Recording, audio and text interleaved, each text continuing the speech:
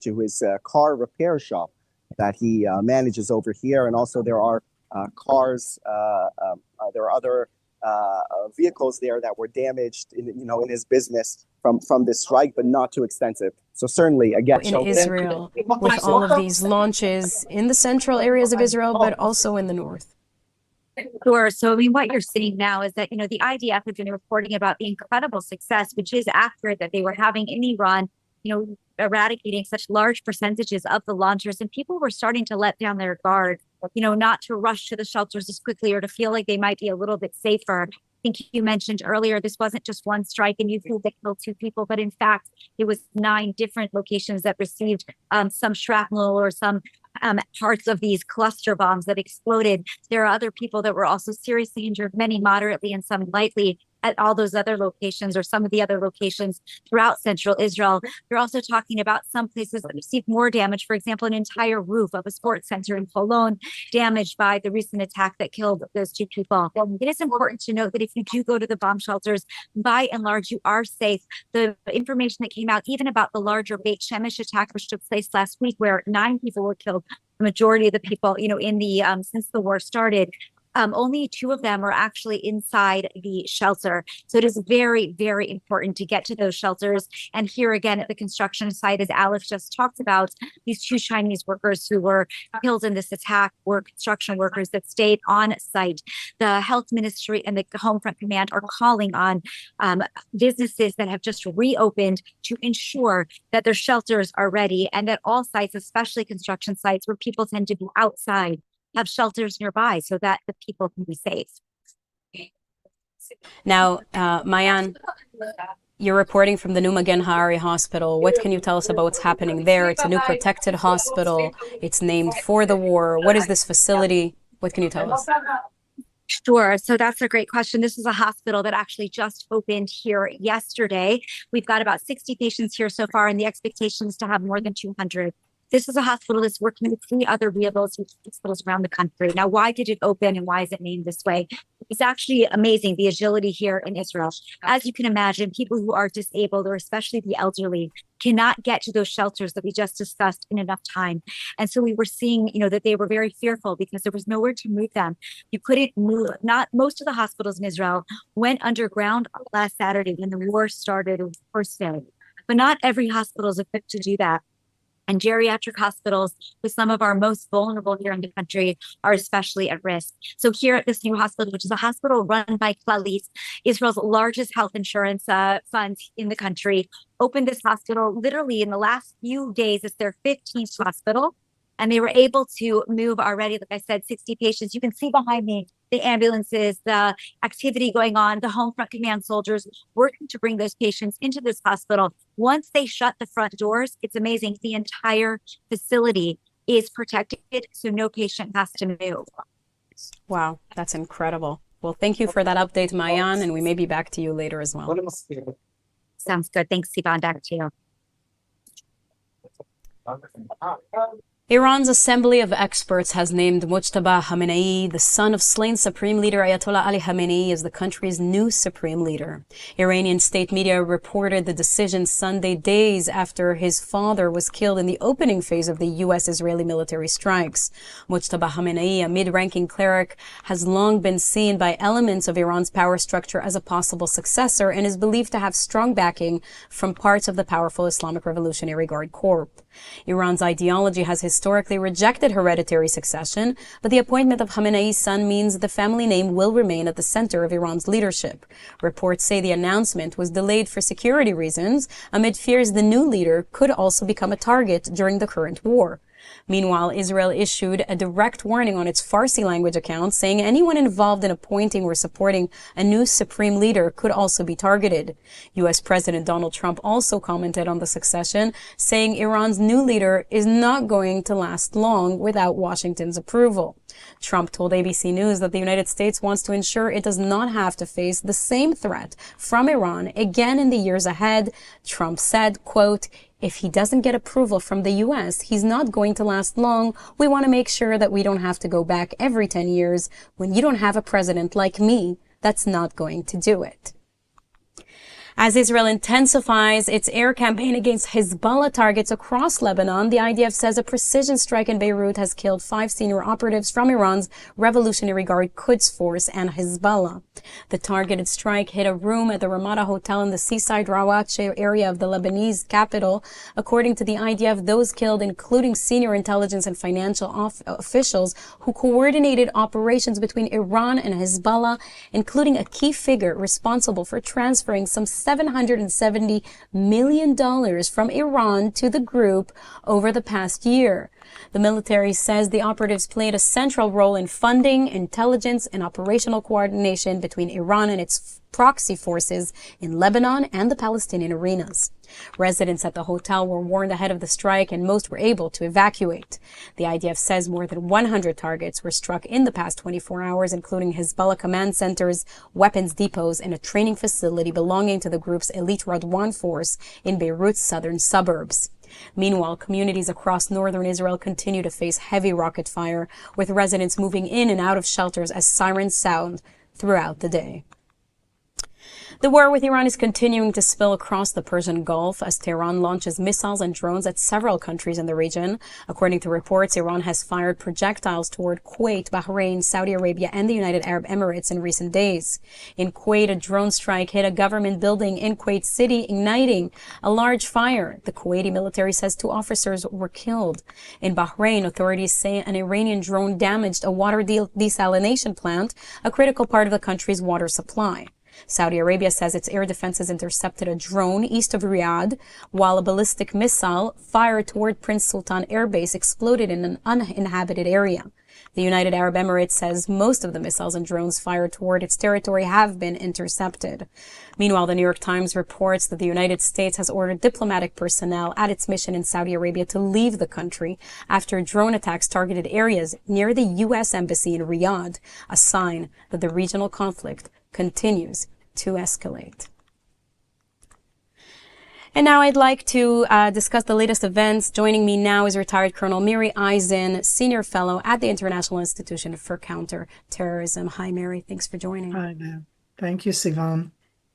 So, Mary, I just read some of the latest news here, and there's a lot going on and a lot I can really ask you about. But I'm going to start with, what can you say about these latest military achievements by Israel and the United States? And what are the goals looking forward? What's next? Sivan, I think we're at that 10-day impasse where all of us are like, isn't it over yet? Haven't we done everything already? This takes time, and the targeting is something which is repetitive, not because you're going back to the same targets, but because the Islamic regime built this over 47 years. We're talking about Air Force bases, about air defense systems. We're talking about missile launchers, missile storage facilities, the places where they make the missiles. We're talking now a lot about the drones. There's a whole aspect of when we talk about the waterways, the Navy, and here we're talking at the end that the United States and Israel are not attacking at the same place at the same time. They attack different targets that kind of divided up the arena. So that is what's being continued to do. And every day as it goes on, more of these targets are attacked. What was added in the last 48 hours, and especially yesterday, was also attacking some oil depots. These are specifically oil storage facilities that were used by the Iranian Revolutionary Guard Corps, by their Air Force. You need it for both the missiles, for the vehicles, to be able to move things. So we're definitely continuing, but there's no question when you hit the oil depots, those are those very big fires that you're seeing in that sense, because they have an impact on the Iranian Revolutionary Guard, and it's not fun to be in Iran right now, but that's the targeting that's going on, and it can continue still for days. Now, you mentioned these oil depots. There were some reports saying that senior U.S. envoy Steve Witkoff and Jared Kushner may arrive in Israel in order to discuss these attacks, the coordination of the attacks. Now it seems they're not coming after all. But what can you tell us about the coordination? And was this coordinated with the United States? It seems they were not. They were somewhat surprised by the magnitude of the attacks. Sivan, let's separate at the moment between the military coordination, which is done at the top tier level all of the time, everywhere you go. You cannot attack inside Iran, joint US and Israel without everybody knowing exactly what's going on. That's at the military level. I will absolutely say that I don't know that there's the exact type of coordination between the political level. And I don't mean this, in a negative way. I just don't think it's the same thing. I think that both sides militarily knew exactly what was being attacked, and perhaps the leadership, maybe it was, did not know specifically. And in this, I continue that this joint attack, US and Israel, against these different targets are targets that are the Iranian Revolutionary Guard, the Islamic regime. It's the same category. This isn't targeting against what you're going to call that infrastructure that needs to be there the day after for Iranian people to be able to continue and live inside their country. There's a big difference between them. Everybody's hyping it in a lot of different ways. And we're now hearing that the UAE has joined in on the military strikes, and we're hearing the Saudis might. So there's further collaboration which will need to be done here. So when we say that, in Israel, they claim that the United Arab Emirates had participated, and the foreign minister of UAE said that they have a voice of their own, and when they join in, they'll be able to say it themselves. So there's a lot that's going on when it comes to the rhetoric. I'm looking right now both at the military strikes themselves, at the defense that both the United Arab Emirates and Bahrain and Kuwait and Saudi Arabia and every single one of them are all being directly attacked by Iran. And everybody's going, is like, as I say, blaming us. And I'm going, the Islamic regime of Iran chose to attack all of those countries. When the United States and Israel started the joint attack, it was the United States and Israel. And what the Islamic regime has been doing is attacking all of that kind of infrastructure inside these countries in a way which was definitely out there to draw them in. If they defend themselves, if they attack, that's going to be their choice. Right now, we're still talking about US-Israel as it is against that Islamic regime and all of its targets. And I fail to understand the strategy, the Iranian strategy here. Why go after everybody? Why all of these countries of the Gulf? Are they trying to make new enemies, or not so new, but are they trying, what is the strategy?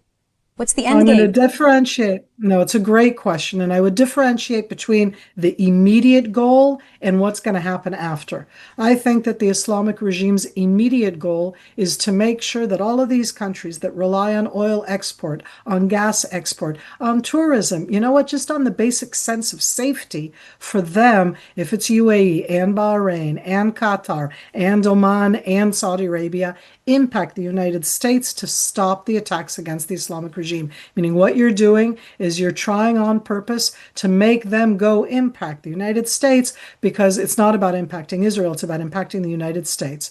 And Sivan, I was on Bloomberg TV this morning. I'm just saying that because I sat and listened for 15 minutes to what this is doing to oil exports to the world, the price of oil, gas exports, and to stock markets. And that's exactly what the Islamic regime wants to impact. It wants to impact everybody's pocket. It wants to impact world economy. It wants to show that they can do so. But I want to remind everybody, that's what they're doing. They're pirating. They are blackmailing. They're exactly trying to do something, which is because they are a terror regime. They felt no qualms whatsoever about going back and attacking all of the Gulf countries and doing it in a very harsh way. They've attacked them more combined than what they've attacked Israel. It's a different type of weaponry. It's a different distance. They're using a variety of weapons, but it doesn't matter. They're doing this on purpose because they are a terror regime that wants to use whatever they can just to make sure that everybody knows that you can't attack the Islamic regime. And that's at the heart of what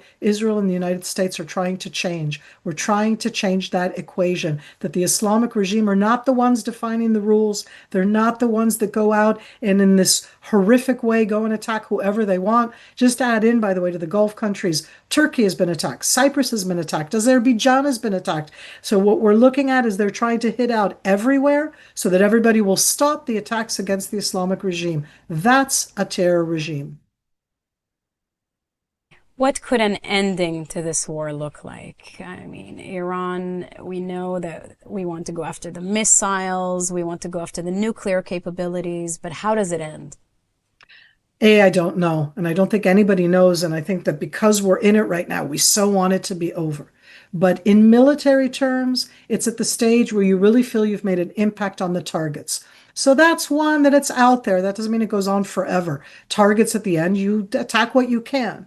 I think that what's more important is about what happens within the Islamic regime. Do we expect the Islamic regime to surrender? I don't, but that's me, Miri, in my assessment. I would see as an end to this war two different scenarios. One, the Islamic regime trying to get to some kind of a ceasefire, which they'll call their words and we'll call our words, and everybody will call it in different ways. That could happen in a week, it could happen in a few days because of what's going on in the Gulf. But there's also a different thing that we need to be aware of. In every war, when you start it, and in this case, US and Israel enacted this attack as a preemptive attack against the Islamic regime that had all of these capabilities. But once you start, you don't know where it's going to go.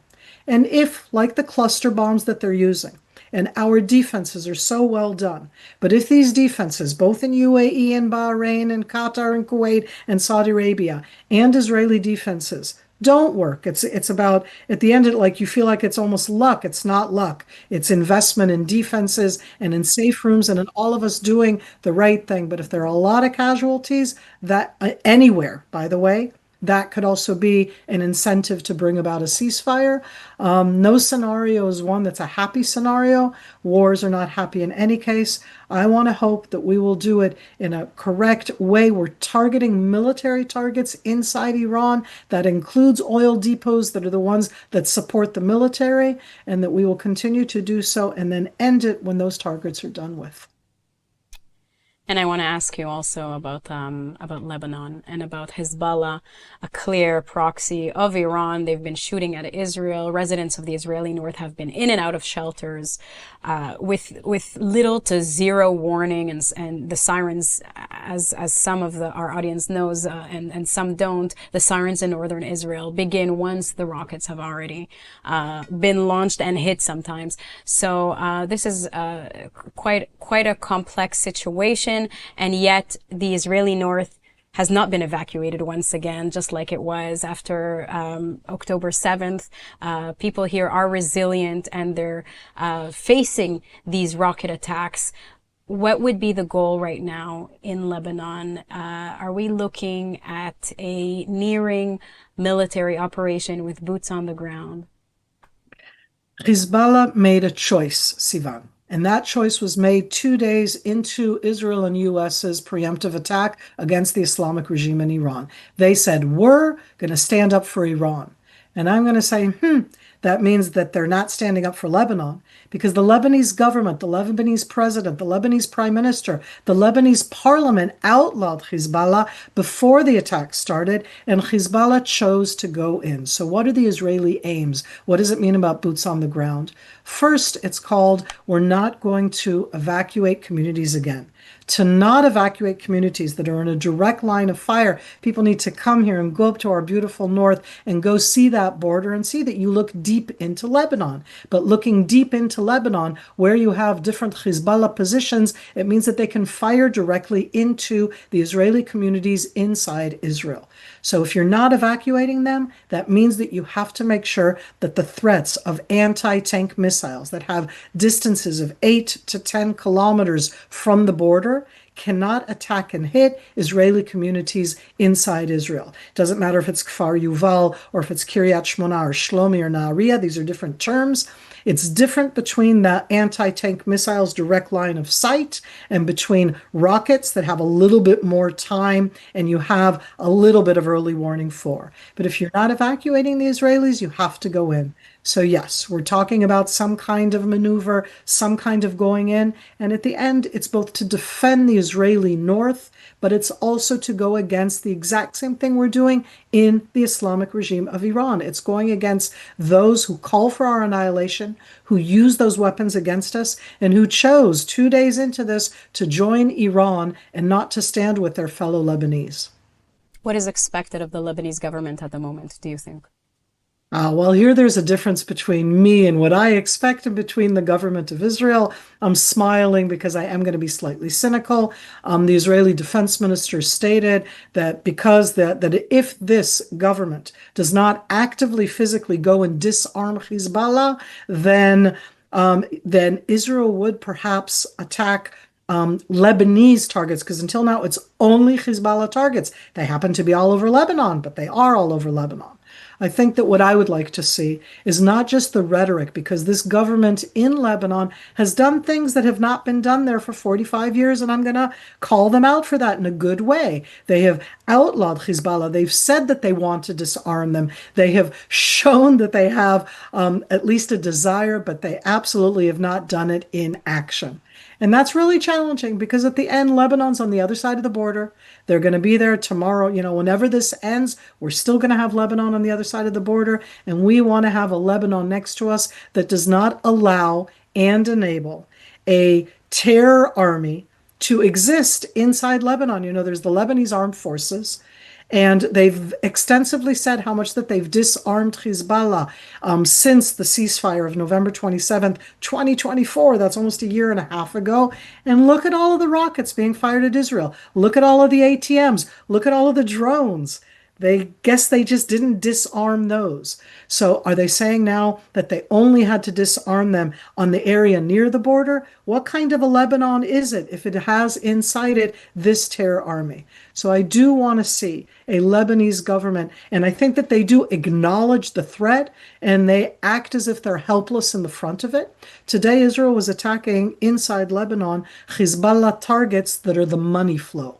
Why does that matter? Because if you're a Hezbollah fighter, the Islamic regime of Iran that doesn't have water for its own people will pay you $1,000 a month to be a Hezbollah fighter. But if you're in the Lebanese armed forces, you get $100. I ask you, what are you going to choose? So I give you these as challenges. What we're doing now weakens, diminishes Hezbollah's force, but the Lebanese armed forces and the Lebanese government need to step up as well. Mary Eisen, thank you very much for this thorough and very valuable input. Thank you so much, Sivan. And now to discuss the latest appointment of Mujtaba Khamenei, the new Ayatollah, is Mitra Jashni, advisor in the Iranian Americans for Liberty organization. Thank you for joining us. Thank you very much for inviting me. So I'll begin by asking you, as an Iranian, what is your personal opinion of Mujtaba? Who is Mujtaba?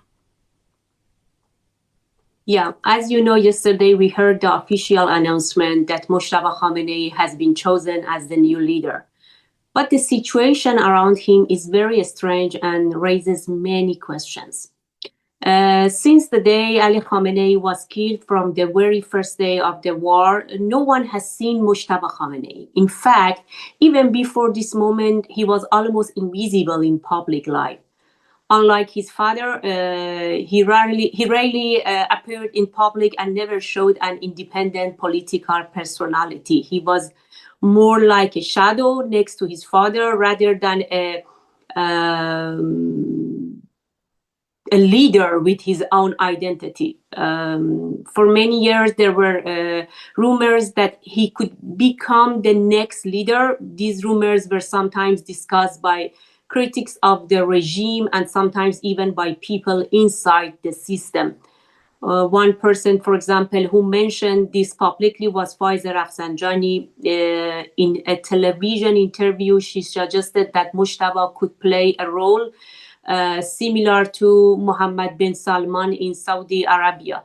But for many Iranians, that idea was never acceptable. Now the situation is even more confusing after the killing of Ali Khamenei and the reports about attacks affecting members of Mujtaba Khamenei's family. The story becomes even stranger. Some people even believe he may have been killed during the attacks and that only his name is being used. The reality is that no one knows if Mujtaba Khamenei is even alive. And if he is alive, where is he? Why hasn't he appeared on television? Why hasn't he spoken directly to the Iranian people and presented himself as the new leader? All of these makes the announcement look very suspicious. Some footage of Iranians gathering for possibly the taking of oath. So I don't know if you can see what I'm seeing on the screen right now. Yes. But many Iranians, what do you think this is about? Yeah, Right now, actually, these are selective pictures that we receive and selective video that we receive from Iran. Right now, it is very difficult to know the exact situation inside Iran. Many people do not have internet access, communication systems are not working, probably even phones calls often disconnected after just a few seconds, sometimes after 1 or 2 minutes. So in many cases, we can only briefly hear from our friends and relatives inside the country. Because of this, we cannot fully know what is happening everywhere. Most of the information we receive comes from limited videos that manage to get out of Iran and from reports in the media. But even with these limitations, some things are very clear. For example, last night there were videos showing people chanting against Mojtaba Khamenei. People were shouting, Mojtaba, you will die before you ever become the leader. This shows that even after the elimination of many senior figures of the Islamic Republic, including IRGC commanders and even the supreme leader, the Iranian people are still insisting on their main demand, the complete end of the Islamic Republic. For the Iranian people, a few things are very important. First, protecting the territorial integrity of Iran and respecting the culture and values of the Iranian nation. And second, the return of a national system and a government that truly represents the people. And we have already seen this clearly in the streets. Many people were chanting the national slogan, Javid Shah, long live the Shah. Mm-hmm. Now, assuming and if he is alive, and like you say, perhaps we're not fully sure of that, but if he is alive, would you say that Mojtaba is more radical than his father? How dangerous is he? We've heard that he's responsible for the tens of thousands of protester deaths, or at least for some of them. Yeah, many people, of course, are afraid if the war is going to the end and nothing happened inside the Iran, they are going to take the revenge from Iranian people. But as I told you before, this is the kind of very strange and confusing situation because Mojtaba Khamenei, all his life, lived as a shadow behind his father, and we don't know him even. But of course, we can guess, but I want to mention something very important. You cannot stay in power by sending masked men on motorcycles into the street. These black-clad forces try to create fear. They try to silence people. Maybe a government can survive this way for a short time, but fear never lasts forever. Sooner or later, the wall of fear breaks, and when it breaks, people will raise their voices. And that is exactly what we are seeing in Iran today. Many people who now stand with the Iranian people and support the return of Crown Prince Reza Pahlavi were not always against the regime. Some of them even supported the system years ago. But the brutal behavior of the regime, its violence against its own people, and its disastrous policies inside and outside the country have changed many minds. Many Iranians are now realizing what really happened in 1979 when Khomeini came to power and the Shah was forced to leave. Today, the Iranian people are much more aware and much more determined. And I would also like to send a message from this platform to Prime Minister Netanyahu and President Trump. Thank you, President. Thank you, Prime Minister. The people of Iran appreciate your support. Many Iranians are grateful that you are helping them stand up against this regime. But there is also something very, very important to remember. If anyone tries to change Iran's border or harm Iranian civilians, the Iranian people will stand against that as well. So please remain friends of the Iranian people. Help them reclaim their country as soon as possible. We will never forget this support. And I am confident that in the future we will see a strong and bright relations between the people of Iran and Israel, and between future national government of Iran and your countries. Well, with this, I would like to say thank you to Mitra Jashni. Thank you very much. Thank you very much. And staying with this topic, I'd like to welcome Dr. Mordechai Kedar, a Middle East expert from Bar-Ilan University. Hello. Nice to see you. Likewise, good to see you too. Let's talk about Mujtaba Khamenei. He has been selected. Who is he and what do we know about him? He is 56 years old.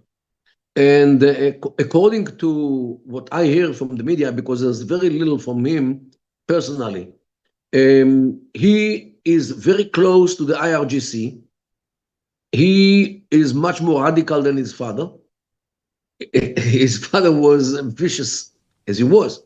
And Mujtaba apparently is even more. And again, like the lady which was before me, he was not seen since the beginning of the war. So there's a big question if he's a real person today or is only a legend. And I have no idea because I don't have more information than what appears in the media. And the media today is full of all kinds of suggestions, but nothing is real. So this is the issue. The man is worse than his father, close to the IRGC, and for us it is enough to try to get rid of him as soon as possible. I can tell you that there's so little on him that we could barely find any footage of him. We found some still photos, but there isn't so much, like you say. Now, Trump said any new supreme leader will have to be accepted by him, by Trump, or else. Now, that's quite a threat. How do you believe Trump will react to this appointment? And how will Israel? I have no idea. Because, look, Trump has all kinds of precedents. He, for example, he is very much friendly with Erdogan. And Erdogan is, is not a nice West lover, liberal person. Yet, because he's strong or powerful, so Trump finds it's good to make business with such a man. Apparently, he views Netanyahu also from this point of view, that a strong man who resists everything, and you can rely on him. He likes strong leaders, you say. Strong leader, strong personality, which is connected, of course. Mujtaba, if he will be viewed as the strong man who can, if he wants, bring changes to Iran, maybe Trump will tolerate him. In my view, and I think most of the Israelis think like me, that any remnant of the regime should be removed. No one connected to the current regime should remain in power, because these people, they think not from our point of view. They think from the point of view of the Mahdi. The Mahdi means like the Messiah, the hidden Imam, who disappeared in the 9th century, the 10th century, and he's still alive since then. He hides in a cave in Iran. Nobody really knows where, but the whole worldly wisdom comes from him, and Allah will order him to return to mankind when the whole world will be a big mayhem. When the world will be a chaos, he will be sent by Allah back to mankind in order to redeem the humanity from the chaos. So they, means the mullahs of Iran, are now trying to push the world to the abyss, to the chaos, in order to force the Mahdi to come back. This is how these people think. This is what the content of their thinking. This is what they believe in. And this is what they do. How do I know? They ignited like 10 fronts in addition to the Israeli and American. And it's totally irrational, because a country which is in a war tries to reduce the number of fronts which this country has to fight. And here the Iranians deliberately open fronts with Saudi Arabia, with the Emirates, with Oman, by shooting drones and missiles against these countries. Even Turkey and Cyprus, Azerbaijan. What, are they crazy? No, they are not crazy. They think from their point of view that they should bring the world to the abyss, to the chaos, in order to make sure that the Mahdi will come back. This is how these people think. Look, these people grew up in the Hausa, learning the Islamic sources all day. They are not lawyers and accountants. Whatever they know is what they learned in the Islamic religious institutions. And this is what is being taught in the Shi'i institutions in Iran. And this is what the content of their brains, and therefore also the way which they think. Therefore, the last thing on earth which I would give them is nuclear weapon, because imagine if they try to push the world to the chaos with nuclear weapons, what will happen in the world? And for them, this is a religious order. It is a religious obligation to push the world into the big chaos in order to push Allah to bring the hidden Mahdi back to the world. This is how these people think.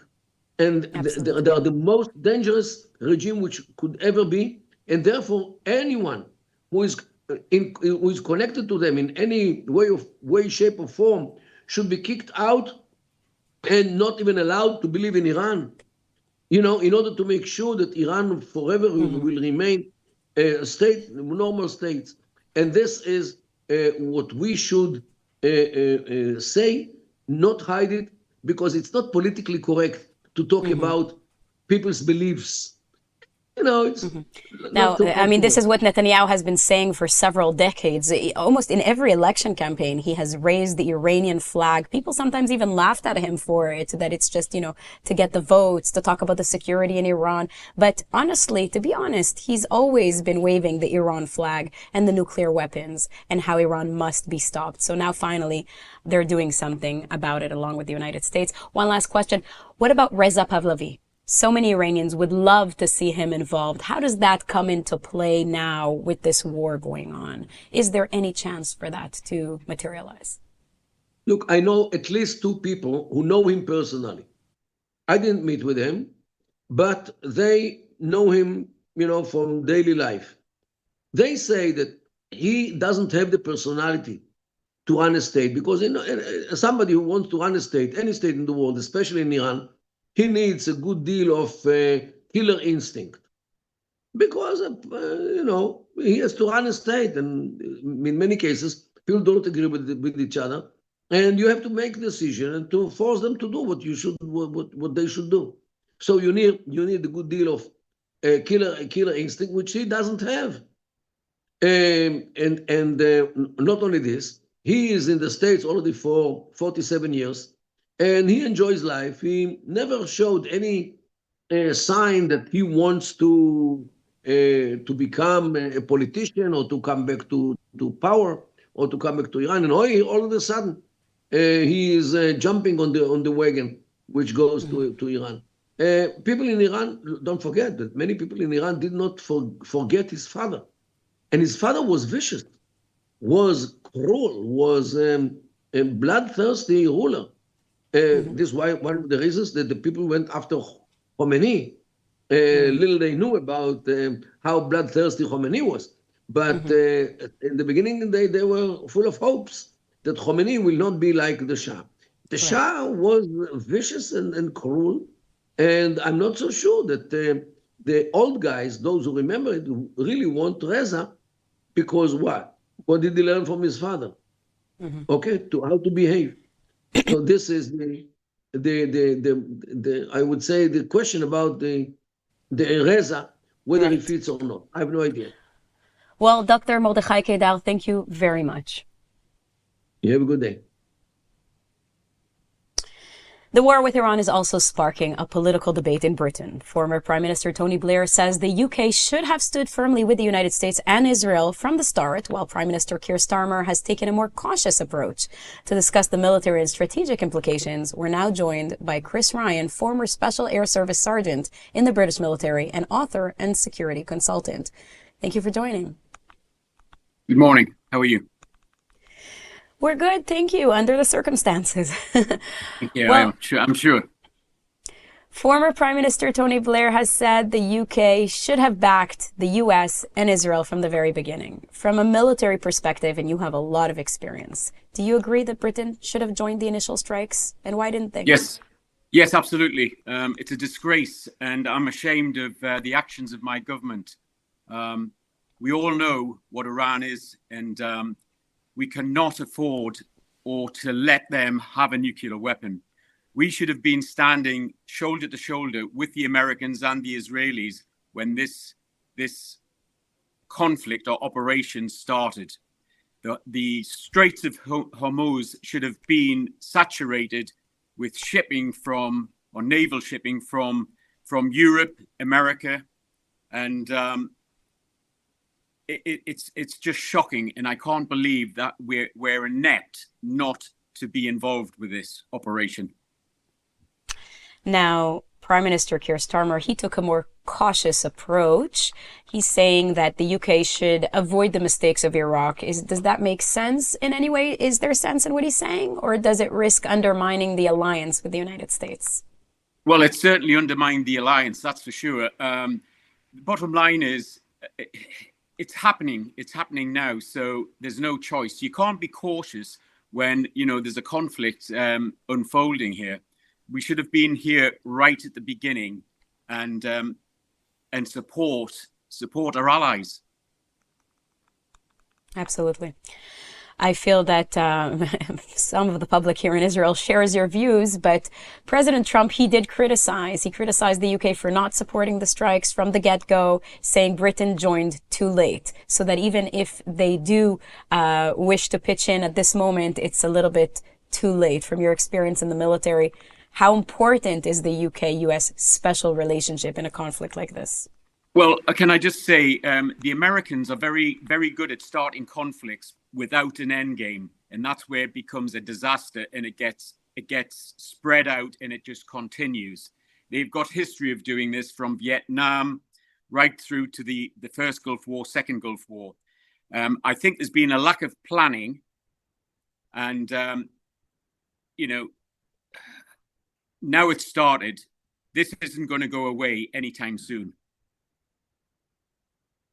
Now, if the UK had joined the initial strikes, what kind of capabilities do you think Britain can actually bring to the table? Is it air power, naval forces, cyber operations? Everything. We can bring all the aspects that you've just mentioned there into play.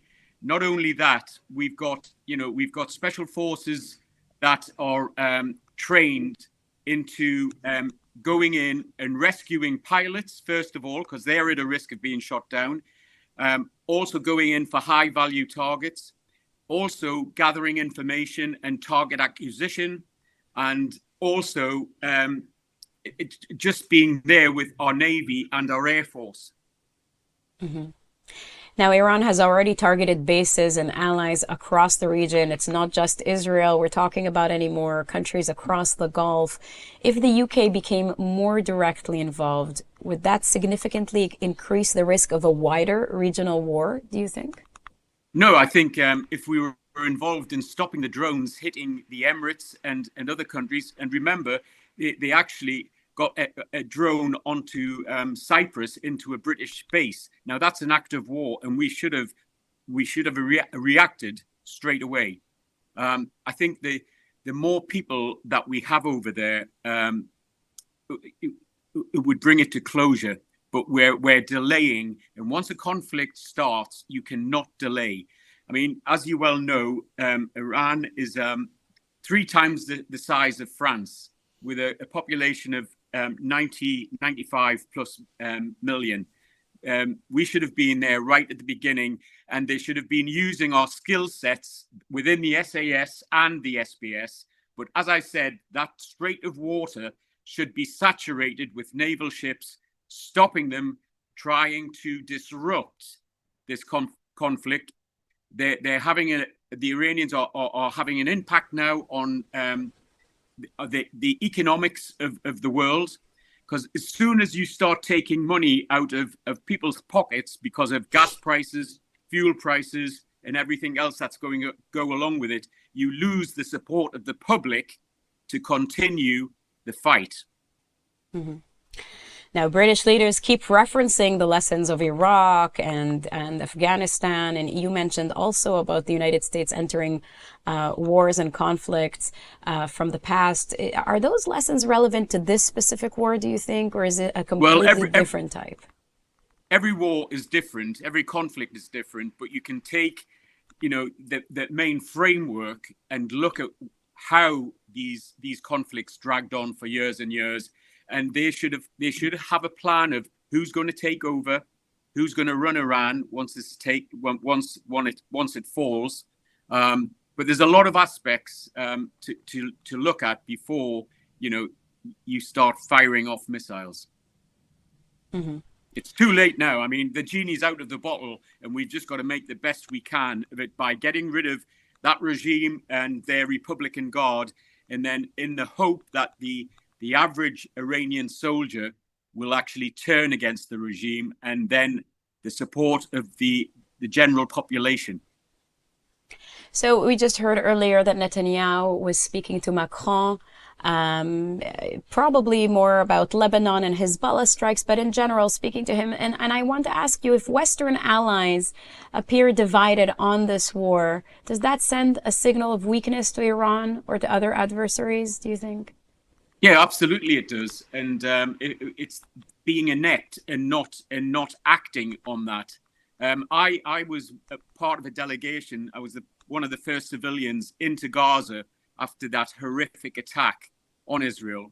And there was relatively no support from outside of Israel to help, take out those terrorists that did carry out those heinous attacks on your country.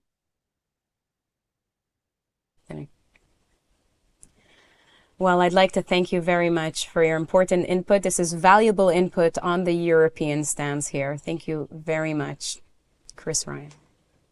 Thank you. And I'd now like to go back to our ILTV's Mayan Hoffman from Central Israel.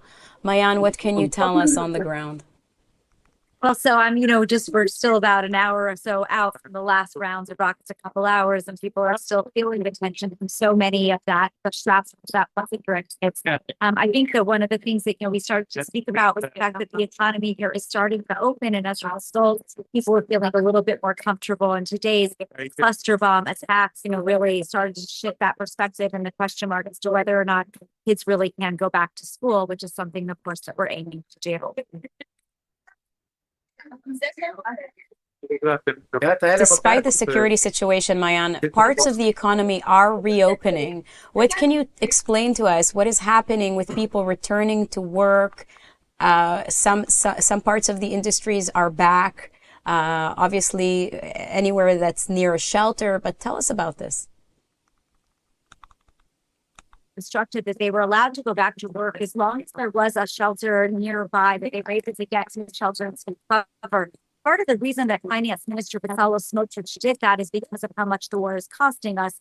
We're talking about around $725 million a day, over upwards of $5 billion just in part of the war. But the challenge that's posing, of course, is not only, that we want to fix the economy, of course, and keep the economy running, but the children have not gone back to school, which means that parents of children were forced in some ways to go to work, but then not have a place to keep their kids, leading to sort of, a lot of stress for parents in the country. Now, the finance minister today said that there would be a plan for at least one parent of children under the age of 14 to be able to get some compensation from the government. Simultaneously, the Education Ministry has announced a new protocol. Beginning already on Wednesday, the goal is to start to get children back to schools. Now, what that will look like is that children will and what we're calling yellow zones, areas where they feel that there are less likely to be rocket attacks or there are enough of a safety net around the schools. Now, that is on condition that the teachers, because remember, these teachers might be parents of young children, will actually have daycare in place and that there will be a way to get the kids to school. So you're going to see some municipalities opening up with those schools as early as Wednesday. But I would imagine in areas like the center, where you saw some of these kids today, those schools are going to take longer to open up and it will be longer for those children to get back to school. So is it possible that some schools will open while others won't? After all, not every school has an underground shelter or a safe room. Are in place, then you won't be able to open your school. If you don't have a place for the teachers to put their children, you won't be able to open. And again, I mean, especially up north where you're seeing continued escalation with Hezbollah and more drones, rockets coming in up north, you can imagine those schools will be among the last to open. So yeah, there's going to be some children going back and some children that will still be at home. And I want to inform the audience that when we say from home, it means that kids are doing Zooms, just like during COVID. They're basically doing Zoom lessons instead of physically going to school. I also want to mention that there was a strike that hit a school in the latest barrage from the last 24 hours, the barrage of missiles coming in from Iran. So it is a very real threat, isn't it, Mayan? Yeah, it's certainly a real threat. And, I've been speaking to parents actually, on and off camera, interviewing them about the situation and how they're feeling about it. And parents are saying that it's very, very difficult to get those kids to focus on Zoom schools.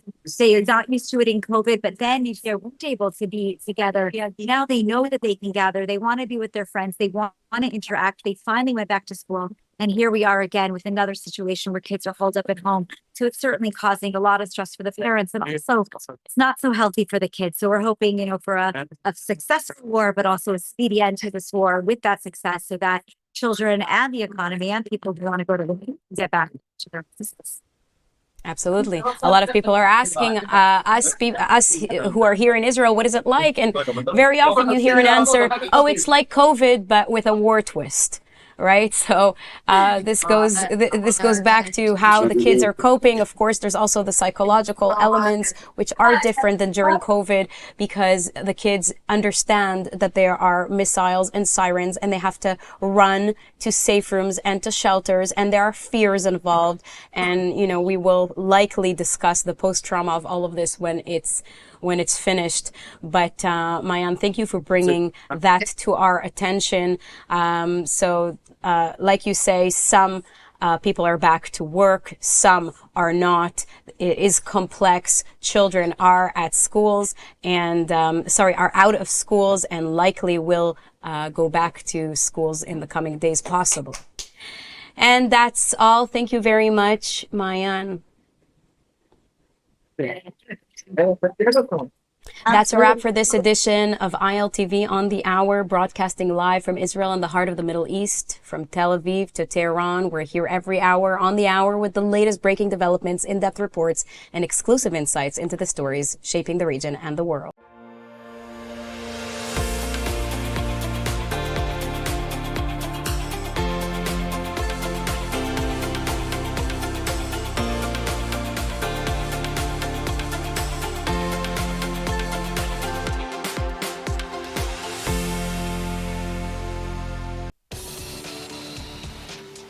Welcome to ILTV's Israel Daily. I'm Emily Schrader, and coming up in today's newscast. U.S. and Israeli airstrikes intensify over the weekend, hitting regime aircrafts and oil infrastructure. IDF troops in Lebanon search for the body of heroic fallen Air Force pilot Ron Arad, following new intel. President Trump doubles down over the weekend, demanding unconditional surrender of the Islamic Republic.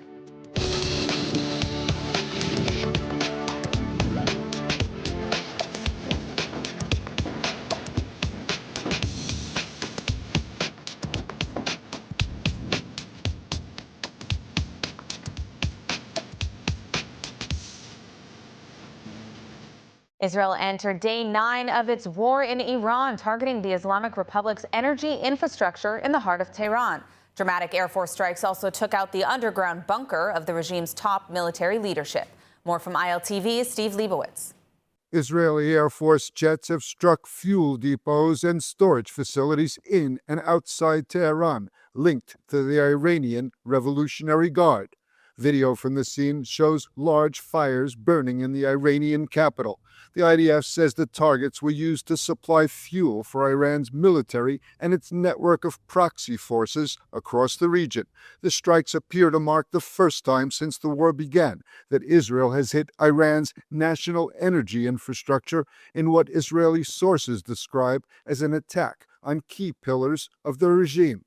Earlier, Israeli Air Force fighter jets destroyed a major underground bunker in Tehran used by Iran's top military leadership. The army said about 50 aircraft dropped nearly 100 bombs on the complex, a network of rooms and tunnels built under several city blocks and used by senior Iranian commanders to direct the war. The full results of the strike are still unclear, but Israeli officials now say that senior officials of Iran were inside at the time. לאחר השלמת שלב מהלומת הפתיחה המפתיעה, בו יצרנו עליונות האווירית ודיכאנו את מערך הטילים הבליסטיים, כעת אנו עוברים לשלב הבא במערכה, בו נגביר את הפגיעה ביסודות המשטר וביכולותיו הצבאיות. In a separate operation, the IDF says airstrikes at Tehran's Mehrabad International Airport destroyed 16 aircraft used by Iranian Revolutionary Guard's Quds Force. The army says the airport served as a key hub for moving weapons and money to Iranian-backed groups across the region, including Hezbollah in Lebanon. The IDF says that more than 400 military targets were hit in a single day, including missile launchers, drone depots, and air defense sites. Prime Minister Netanyahu is calling on the Revolutionary Guard to lay down their weapons. פעילי משמרות המהפכה, אלה שרודים בעם האיראני ברחובות, אומר לכם רק זאת, גם אתם על הכוונת. מי שיניח את נשקו, לא יאונה לו כל רע. מי שלא יעשה זאת, U.S. President Donald Trump is demanding Iran's unconditional surrender, saying there will be no negotiations or deals with Tehran unless it capitulates.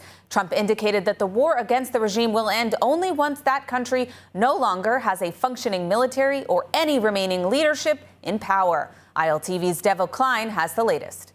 In a social media post, Trump said any end to the war must begin with Iran's complete surrender and the selection of what he called great and acceptable leaders.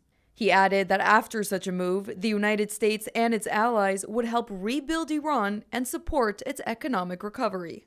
And I'm once again calling on all members of the Iranian Revolutionary Guard, the military and the police, to lay down their arms. They're only going to be killed. And now is the time to stand up for the Iranian people and help take back your country. This exchange comes as the United States and Israel continue airstrikes across Iran, while the country fires missiles and drones at Israel and targets across the region, raising fears the conflict could expand further in the days ahead. Iran's President Masoud Pezeshkian quickly rejected the demand. In a televised address, he said calls for Iran's surrender were, quote, a dream they should take to their grave. The United States is reinforcing its military presence in the region as the war with Iran enters its second week. A third U.S. aircraft carrier, the USS George H.W. Bush, is now sailing toward the eastern Mediterranean with its strike group, including 3 guided missile destroyers. The United States military, together with the wonderful Israeli partners, continues to totally demolish the enemy far ahead of schedule. Trump rejected the notion of the Kurds entering the war. We're not looking to the Kurds going in. We're very friendly with the Kurds, as you know, but we don't want to make the war any more complex than it already is. Trump also said that the U.S. has no interest in any sort of deal. The U.S. has a lot of negotiating leverage, maybe maximum, but we're not looking to settle. They'd like to settle. We're not looking to settle. Over the weekend, the northern front intensified. Hezbollah rockets and missiles have repeatedly targeted Israel, while the IDF has carried out airstrikes and limited ground operations across Lebanon. Over the weekend, IDF commandos also launched an unsuccessful raid into Lebanon to recover the remains of Ran Arad. Today, the IDF announced 2 soldiers who fell in battle in Lebanon, one of whom was identified as Master Sergeant Maher Khatar from Majd al-Shams. ILTV's Alec Pollard has the latest. The Israeli Air Force struck Hezbollah command centers, rocket depots, and weapons infrastructure in Beirut's southern suburbs, the Baalbek region, and other sites across southern Lebanon. Hundreds of thousands of civilians have been warned to evacuate, with reports of dozens of Iranian Revolutionary Guard officers fleeing the Lebanese capital. 2 soldiers from the Givati brigade were moderately wounded when Hezbollah fired anti-tank guided missiles at an Israeli position inside Lebanon. The IDF struck back at the cell responsible. Earlier, in an incident along the border, 8 more soldiers were wounded in a separate rocket attack, 5 seriously, including the son of Finance Minister Bezalel Smotrich. According to the IDF, at least 13 soldiers have been hurt since the latest round of Hezbollah attacks began last week. Israeli officials say the campaign aiming to push Hezbollah back from the border and degrade its rocket capability is ongoing. Over the weekend, Israeli special forces conducted a search for Ran Arad in Lebanon. No evidence found. The IDF says special forces conducted the overnight operation in eastern Lebanon, searching for clues about the missing Air Force navigator taken captive in 1986 when his plane was down inside Lebanese territory. Authorities confirmed the search yielded no evidence connected to the decades-old case. The operation was carried out after what the military called a rare operational opportunity to investigate the missing airmen. Ran Arad has been presumed dead for decades, but his remains have never been found, despite extensive efforts by Israel. Israel has faced fresh waves of rocket, missile, and drone attacks over the past 24 hours as the war with Iran enters its 9th day. The attacks from Iran have been decreasing in frequency, while Hezbollah rocket attacks have increased. Most of the threats were intercepted by air defense, though there have been some buildings damaged and at least 6 civilians reported injured. Ballistic missile launches from Iran triggered air raid sirens across parts of central and northern Israel, sending millions of residents into shelters repeatedly over the weekend. The regime has also continued launching attack drones towards Israel and other targets in the region. In the early afternoon, ballistic missile debris hit central Tel Aviv and injured at least 6. A man in his 40s was critically injured, while a 25-year-old was moderately injured and a 56-year-old was lightly injured. Meanwhile, Hezbollah has continued targeting Israel throughout the past 24 hours with rocket, missile, and drone attacks along that northern front, alongside anti-tank missile attacks on Israeli troops, which killed 2 IDF soldiers. Over the weekend, air raid sirens sounded in communities across the Galilee after several rocket barrages were fired from Lebanon. Most of those projectiles were intercepted or landed in open areas. And the IDF says it quickly located and destroyed the launcher used in an attack in what it called a swift closing of the circle. The IDF's success in striking missile launchers has made a huge impact in reducing the amount of ballistic missiles fired at Israel as the Islamic Republic struggles to maintain control, as the U.S. and Israel have eliminated 7,000 Irgc and Iranian army personnel since the start of the war. Well, joining us now to discuss the latest developments in Lebanon, as well as the war between the United States and Israel and the Islamic regime, is IDF Brigadier General Amir Avivi of the IDSF. Brigadier General, thank you so much for joining us. To start, what is your assessment of the IDF's success in Operation Roaring Lion so far? What does Israel need to do to succeed even more in this mission? Well, the plan, has been drafted for many, many months. Both Israel and the U.S. know exactly what they are doing. There are multiple targets to hit. This will go on for many weeks. The idea is to completely dismantle all the command and control and capabilities of the Iranian regime. We are seeing a lot of focus also on their ballistic capabilities and drones in order to really suppress these capabilities and relieve the danger to Israel, and also, of course, to all the countries that Iran has been shooting in the last few days. It's a big challenge, and the work is around the clock. where I think the IDF focused a lot on the Revolutionary Guards, on the Basij forces, on all these forces that have been oppressing the Iranian people. And the idea is very clear, to set the terms for the Iranian people to go and take control of their country. And this is exactly the message that Prime Minister Netanyahu sent to the people in his last speech. Well, I want to ask you about the Lebanese front. I mean, does the IDF intend to actually disarm Hezbollah all the way? I mean, what's the end goal in Lebanon? And do we have the support to do it, from the Lebanese government to the Lebanese people, the U.S., all of the players on the board here?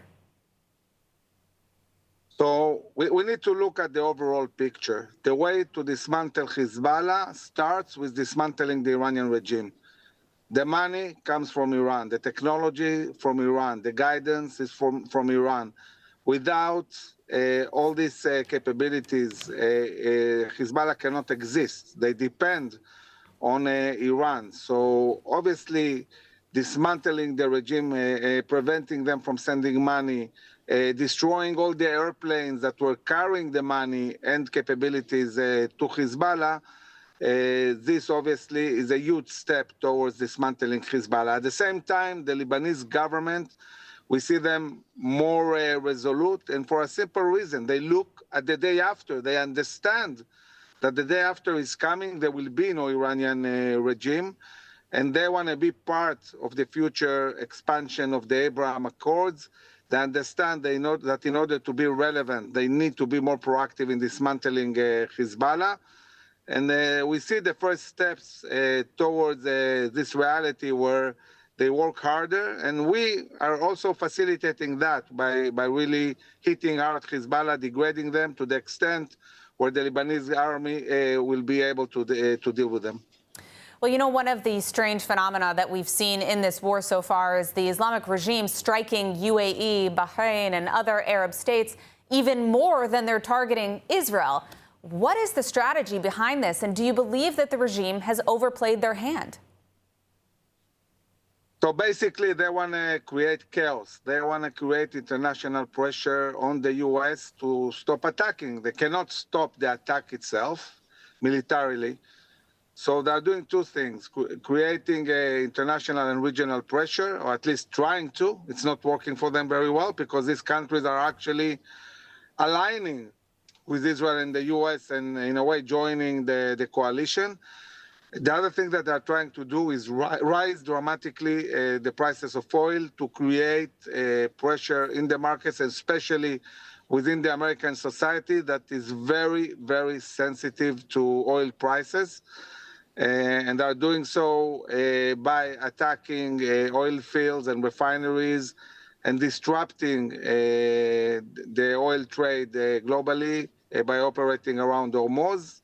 The response of the USA was to sink all their navy. 40 ships are now in the bottom of the sea, and the US has taken control of Hormuz straits. But still, they managed to bring up, at least momentarily, the oil prices, and this is their way to try and create pressure. All right. Well, they're certainly not making any friends in the region. We do have to end it there. I want to thank you for joining us, Brigadier General Amir Avivi. Thank you. Thank you.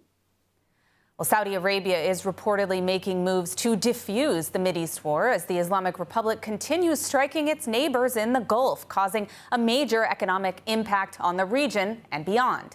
Saudi officials are reportedly engaging directly with Iran in an effort to contain the conflict using diplomatic and security channels, and European officials are backing these efforts. But so far, Iran shows no willingness to negotiate an end to the war with the United States and Israel. Missiles and drones from the Islamic regime have targeted Israel, the U.S. assets, and 11 additional states across the region, hitting energy facilities and civilian sites in countries such as UAE, Jordan, Bahrain, and Saudi Arabia. The Saudis reported intercepting several missiles and drones near Riyadh, while Iraqi forces said Iranian drones struck Basra airport and oil facilities. The Strait of Hormuz remains almost shut down, with only 9 ships passing this week. Global oil markets have been shocked, with supply routes under constant threat. According to officials, the Islamic Republic has launched over 380 missiles and 1,480 drones against the 5 Arab states in the Gulf, killing at least 13 people. 6 U.S. soldiers were also killed in Kuwait in a drone strike on a port facility. Dubai International Airport temporarily halted flights Saturday after an aerial object was intercepted nearby. Israeli President Isaac Herzog has responded to a question about U.S. President Donald Trump's renewed call for a pardon for Prime Minister Benjamin Netanyahu. In an interview with Fox News, President Isaac Herzog said he respects Trump, but stressed that any decision on a pardon must follow Israeli law and the country's legal process. Herzog also said that while Israel is at war, the issue is not currently being dealt with. Here is part of what he said to Fox News. So let's put things on record and in perspective. First of all, during the war, there are no proceedings at all, so it's off the charts and off the table, and the Prime Minister is solely focused on the war. I said that I will consider everything seriously, but I'm obliged under the process and under Israeli law to await opinions that must be given to me by the relevant authorities. And that is why, of course, everything is on the table, but it has to be done according to Israeli law. I respect President Trump tremendously, honestly, and I take the brunt with a lot of affection and respect to him because he's the leader of the free world who's changing history. But on the merits of a case, which is an internal case in Israel, I am obliged, I'm sworn in, and I'm the president of the State of Israel. As the world marks International Women's Day, the role of women during wartime is in sharp focus, both in Israel and in Iran. Across Israel, thousands of women are serving on the front lines of Israel's defense as soldiers, pilots, intelligence officers, and air defense operators working around the clock to protect the country. Others are leading on the home front as doctors, paramedics, police officers, and emergency responders treating the wounded and helping communities recover after attacks. Their contribution to the war effort has changed history, but they're also having a special impact today in the war against the Islamic regime, a regime which systematically oppresses women in a gender apartheid system, which arrests and lashes women for not wearing hijab, which takes away their rights and even uses sexual violence as a method of oppression. The regime which beat 22-year-old Mahsa Amini to death for improper use of hijab. Yes, that regime is currently being bombed by the 30 IDF female Air Force personnel, including pilots, who are involved in the airstrikes. Whether through symbolic support or kinetic, the women of Israel are proud to fight for their country, but also for the women of Iran who have inspired countless others to never give up, no matter how intimidating the enemy is. Wishing a happy International Women's Day to all the women of Israel, of Iran, and of the entire world. And now, in honor of this International Women's Day, let's take a look at an interview from right here in our studio with Sarah Friedman, CEO of World Jewish Congress Israel and North America, who spoke about the role of women within the Jewish community. Let's have a look. And in honor of International Women's Day today, we're joined by Sarah Friedman, the CEO of the World Jewish Congress. Thank you so much for joining us today. Thank you. So for viewers less familiar, can you tell us a little bit about the mission and the goals of the World Jewish Congress and what you guys do? Sure. To make it simple, we connect and protect the Jewish people. What does that mean? We work with Jewish communities in over 100 countries around the world to advocate for the safety of the Jewish communities in those countries. And we do that by leveraging the power of the global Jewish world.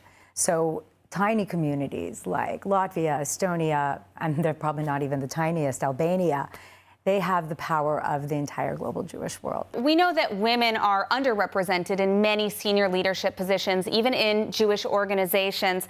Why does this gap persist today? By the way, underrepresented is probably like an understatement. Yesterday, in preparation, I asked for the statistics, and out of all of the different entities we work with, so it's presidents of either Jewish communities and organizations, we have 15 women for 93 men. Wow. Right. So it's not just underrepresented. I think it's a lot about the business and about what we do, you know, mostly in diplomacy and in government spaces. There's fewer women, but it's indicative of the entire Jewish world in general, where there is, you know, a lot less turnover. And so where women didn't really go into this so much in the past, and they're coming up, and there are some really amazing women that are a lot of great number twos right now that are are getting, more forward. And as things will change, I think we'll see many, many more women in senior or higher leadership positions. Now, how is World Jewish Congress working to remedy this, to advance the position of women across the Jewish community? So we've identified this. Like I said, if we have this, if we have the exact numbers, we've built something called the Jewish Women's Alliance. That's together with a colleague of mine, Lauren Rose, together with Miri van der Zil, who is the former president of the Board of Deputies in the UK, and she's stayed on after that position to work with this to bring together women in Jewish leadership positions in order to bring them together to help empower them, help them to grow, help them to find more avenues to succeed. And we're hoping to get more and more women on board. We see young women looking to come forward into this line as well, and it's actually quite promising where the future will go just within seeing this group. Have to get involved with that myself. You do. I want to ask you before I let you go, what is your message for International Women's Day today for the Jewish community, and what's your message about the future of women's leadership? I think that it's really important for women to understand that, not to give up, because sometimes it could be discouraging and you do feel like you're left out in the boys' club sometimes, but don't give up. Keep showing up. Own your femininity. We're not the boys, and nor should we be. We have other talents, some would say better talents, but keep coming there, keep showing up, and keep working hard, and you'll make it. Do you have any particular success stories of work that World Jewish Congress has done to advance women into some of these positions, or projects that you're working on beyond the alliance you spoke about? Well, the alliance, and again, we're really, really keen on promoting women within, when there's an opportunity for us to put our hat behind. But it's really not quotas. It's about the best people. We just find that sometimes women are better. Well, perhaps I'm a little bit biased, but I'd have to agree with you there. I want to thank you for joining us today, Sarah. It's a pleasure to have you on, as always. And thank you for all the work you're doing as well. Great to see you. Israel is in the midst of a mass rescue flight operation, with hundreds of Israelis already home and thousands more waiting patiently for their turn. But now outgoing flights have begun. Here with me in studio to give us all the latest is our ILTV correspondent, Devo Klein. Devo, what can you tell us about this? Emily, it's good to be with you. As you know, every time Israel gets into a conflict, it's always a big to-do. People being stuck in the country, people being stuck abroad, trying to get in and out. So it's really been a big operation here in Israel, as the Ministry of Transportation has been telling us. An operation that started on March 5th. They have now released a statement, the Ministry of Transportation, saying that a third of the Israelis that were stranded abroad when the war started are now back home. This is obviously speaking of 15,000 passengers that have come in over 90 flights, which is in and of itself a crazy statistic. Today, another 43 flights are expected to land. But Emily, as you said, the big breaking news now is that there's actually going to be outgoing flights now to sort of release people who have been stuck inside Israel in a war zone, essentially, and let them escape. That's not to say that people have not been entering and leaving Israel also on our land borders. That's also been very active, but very much not recommended by the Ministry of Transportation. So the outbound flights will begin today, starting today. And it's going to be the current permitted quota per flight is between 70 to 100 passengers. So hopefully everybody can get home safe soon. All right. Well, thank you for that update. We'll continue to keep you updated on the situation with flights. But for now, let's take a look at the weather forecast. Cloudy skies are expected around most of the country tonight, with temperatures reaching lows of 7 degrees Celsius or 46 degrees Fahrenheit. Then tomorrow we'll see sunny skies alongside steady temperatures, seeing highs of 16 degrees Celsius or 61 degrees Fahrenheit.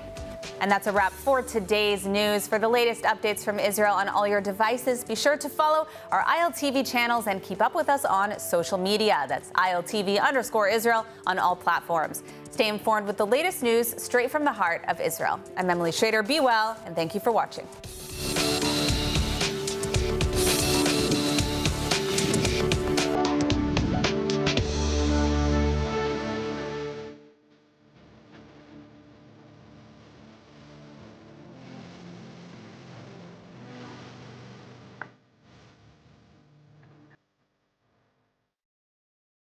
And moving on now, with the home front guidelines changing to help maintain Israel's economy, a growing question remains.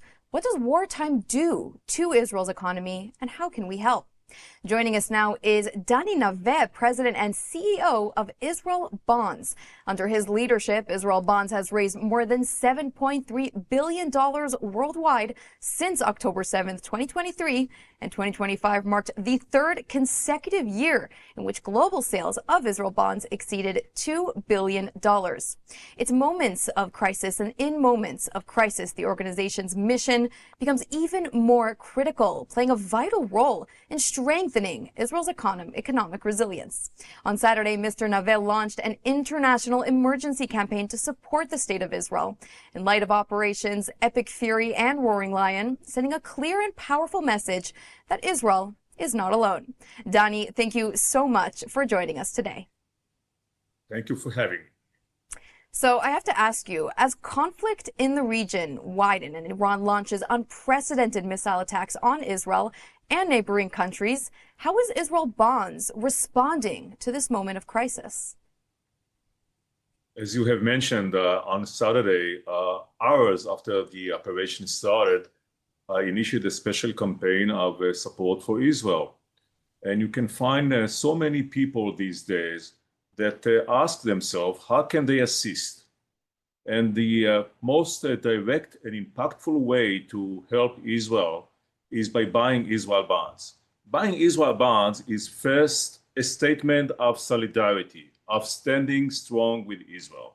And it's also a sound financial decision. You support the Israeli economy, resilience, and you get strong and steady return. Mm-hmm.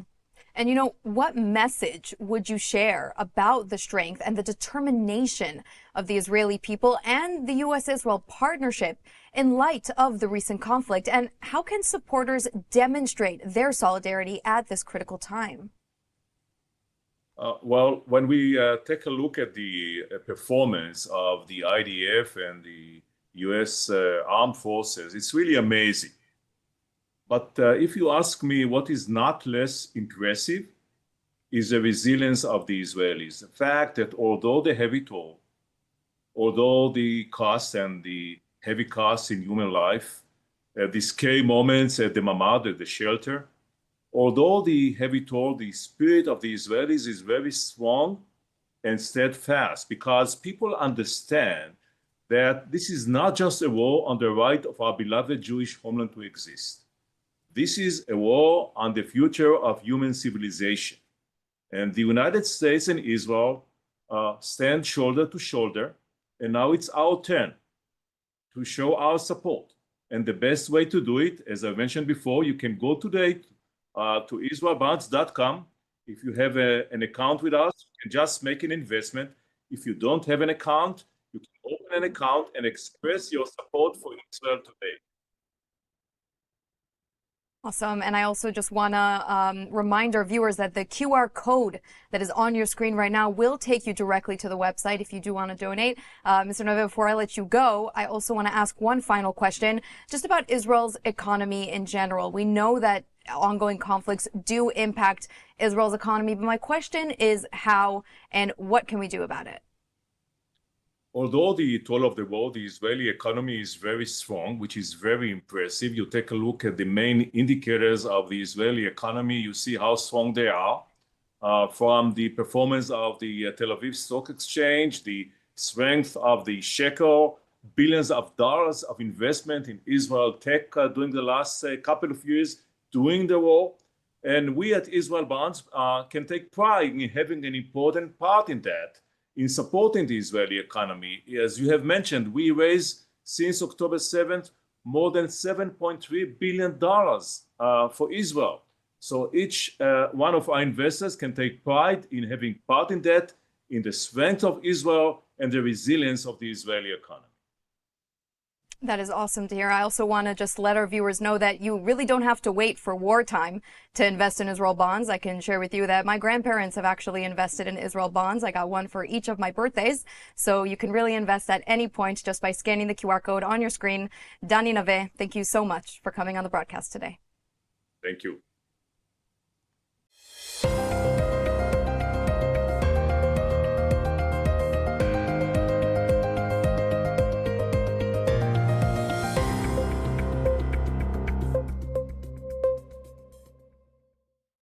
The war with Iran has finally arrived, and what I'm going to share with you today could change everything you know about this conflict. Welcome back to Axis of Truth on JNS. It's been a historic weekend, and today, from the bomb shelter, I want to give you an inside look at why exactly dealing with the Islamic regime in Iran and supporting a regime change is strictly in American interests. Because there's a growing narrative in parts of Washington and across media platforms that Iran is someone else's problem. It's Israel's issue, it's a regional issue, it doesn't concern us. But this is factually, intellectually, and morally false. For 47 years, the Islamic Republic of Iran has defined itself in opposition to the United States, not only rhetorically, but operationally. This regime has killed hundreds of American service members. It's financed attacks that targeted American embassies. It's plotted assassinations on U.S. soil. It's attempted kidnappings of American citizens. It's directly fired ballistic missiles at American troops for decades. It's orchestrated terror attacks against Americans, and it's been developing ICBMs and nuclear proliferation to create a bomb, all while swearing to wipe America off the map. Now, that's not a distant regional dispute. It's a documented pattern of active hostility directed at the United States. So when you hear people say this doesn't concern Americans, understand what they're asking you to ignore. They're asking you to ignore more than 880 dead Americans, to ignore dead Marines in Beirut, to ignore the attempted murder of U.S. officials, including the president himself. Does that sound like America first to you?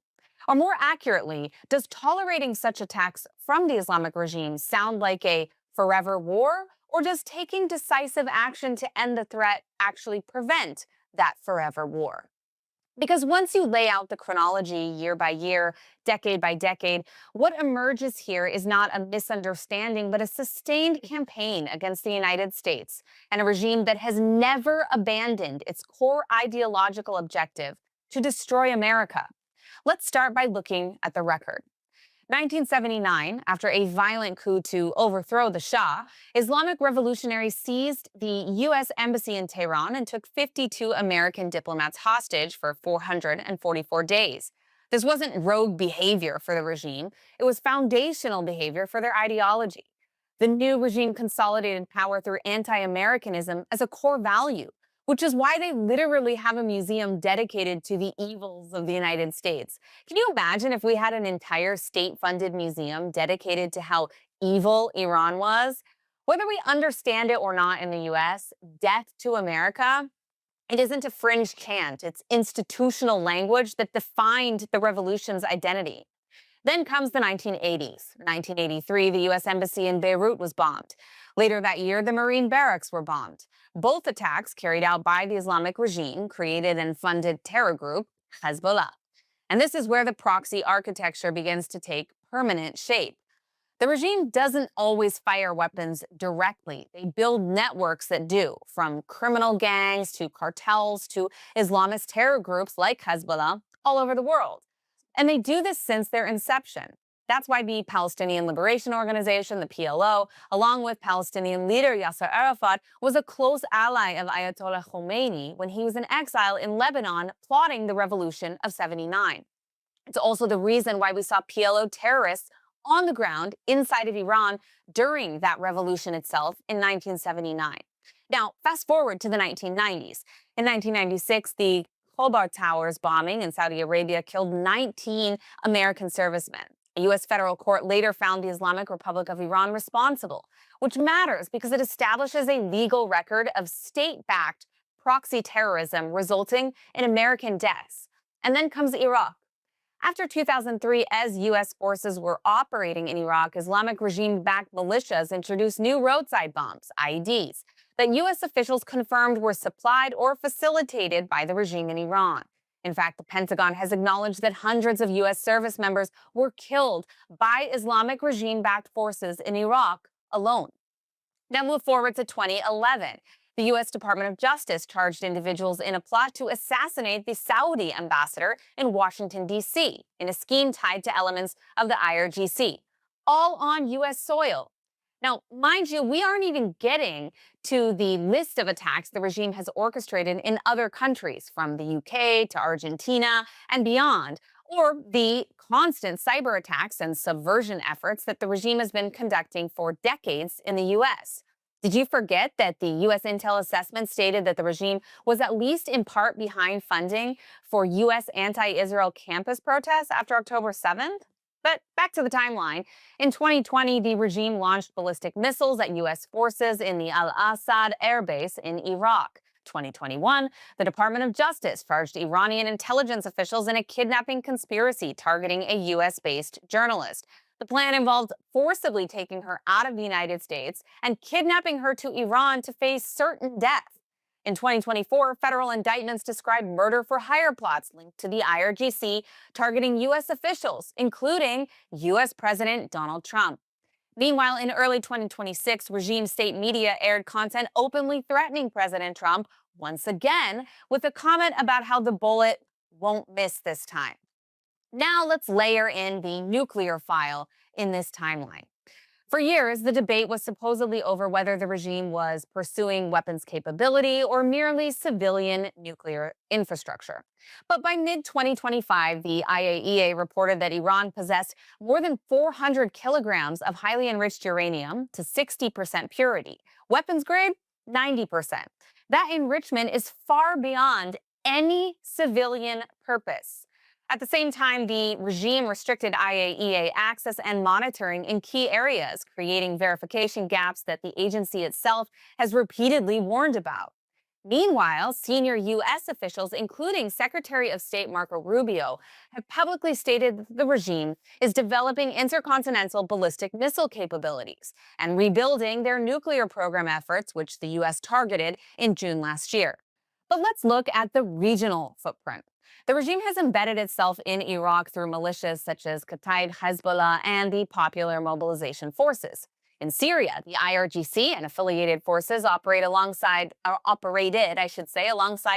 regime and used the country to build those military bases on Israel's border. They also smuggled weapons and funds to terror groups in the region through their basically colonization and occupation efforts in Syria. Now, in Lebanon, Hezbollah, entirely created by the regime, functions as a state within a state and prevents a future peaceful Lebanon, which we would love to see as Israelis. Meanwhile, in Yemen, the Houthi terrorists have targeted American and British ships and have taken hostages. They've also disrupted regional and international shipping, risking American lives at sea and increasing costs for everyday Americans. In Gaza, Hamas and Islamic Jihad both have received funding, training, and weapons from the regime. Weapons which were used on October 7th to kill 40 American citizens and kidnap 12 more. Now, the domestic front and the human rights atrocities also deserves an important mention. In 1988, there was a prison massacre which resulted in the execution of thousands of Iranian political prisoners. Over decades, the regime has executed tens of thousands more. There's also codified and enforced legal discrimination against women, mandatory hijab laws, which we've all heard about, but also unequal inheritance statutes, unequal testimony weight, and no rights for divorce, marriage, and other family issues. Now, if that's not enough, human rights organizations have also documented the extensive sexual violence used against arrested protesters, including the most recent crackdown against men, women, and even minors. In fact, the regime has a habit of targeting children. Beginning in late 2022, waves of poisonings affected thousands of schoolgirls in Iran to prevent them from protesting against the regime. They've also repeatedly carried out violence in order to present false flag attacks, thinking that it will somehow rally domestic support inside of Iran. In the 1980s, they blew up Cinema Rex in an attempt to frame others. In 2020, following the assassination of Qasem Soleimani, the regime shot down a civilian airliner, PS-752, killing 176 people, thinking they'd be able to blame the United States. The regime initially denied responsibility before later acknowledging that they made a mistake. But no Iranians, of course, actually believe them. That's why they've been calling out the regime in recent weeks alone for using schools and hospitals to carry out military activities, knowingly endangering civilian populations. But finally, let's consider the financial architecture here. The regime has funneled billions of dollars to Hezbollah, Hamas, and the Houthis as their own currency is in free fall and they can't provide the bare minimum in a resource-rich country. Instead of prioritizing the Iranian people or even mutually beneficial trade agreements, they use sanctions evasion networks to secure assets abroad exclusively for regime insiders. Their proxies, no different. Hezbollah's financial networks have operated in Latin America and even in the Western Hemisphere, engaging in documented criminal finance schemes to fund operations that can threaten the United States directly. So when people say this isn't America's war, the question in response should be, then whose war is it? At some point, the argument that this is not our fight collapses under the weight of a 47-year record. Because the Islamic Republic hasn't moderated, it has adapted. It's refined proxy warfare. It's refined sanctions evasions. It's refined intimidation abroad and repression at home. Now, you can debate about the how and when, but you can't debate the record. But let's move from that record to the outcome. What does the United States gain if this regime falls and a free Iran replaces it? Well, there's a lot of things, but I'm going to break them down for you one by one, at least a few of them for purposes of this episode. First, the collapse of proxy architecture. Hezbollah does not sustain itself without Tehran. The Houthis don't field advanced capabilities without Tehran. Hamas doesn't receive sustained funding and weapons pipelines without Tehran. The entire regional pressure system that has targeted U.S. troops, U.S. allies, and destabilized shipping lanes depends on a regime in Tehran that sees proxy warfare as doctrine. Remove that ideological sponsor, and the entire structure weakens. The second thing is energy markets.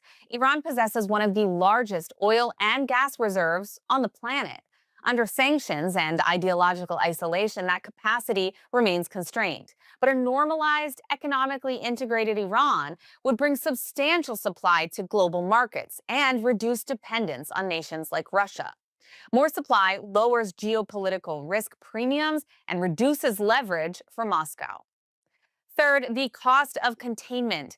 For 4 decades, the United States has maintained a military footprint in the Middle East designed in part to deter and contain this regime's expansionism.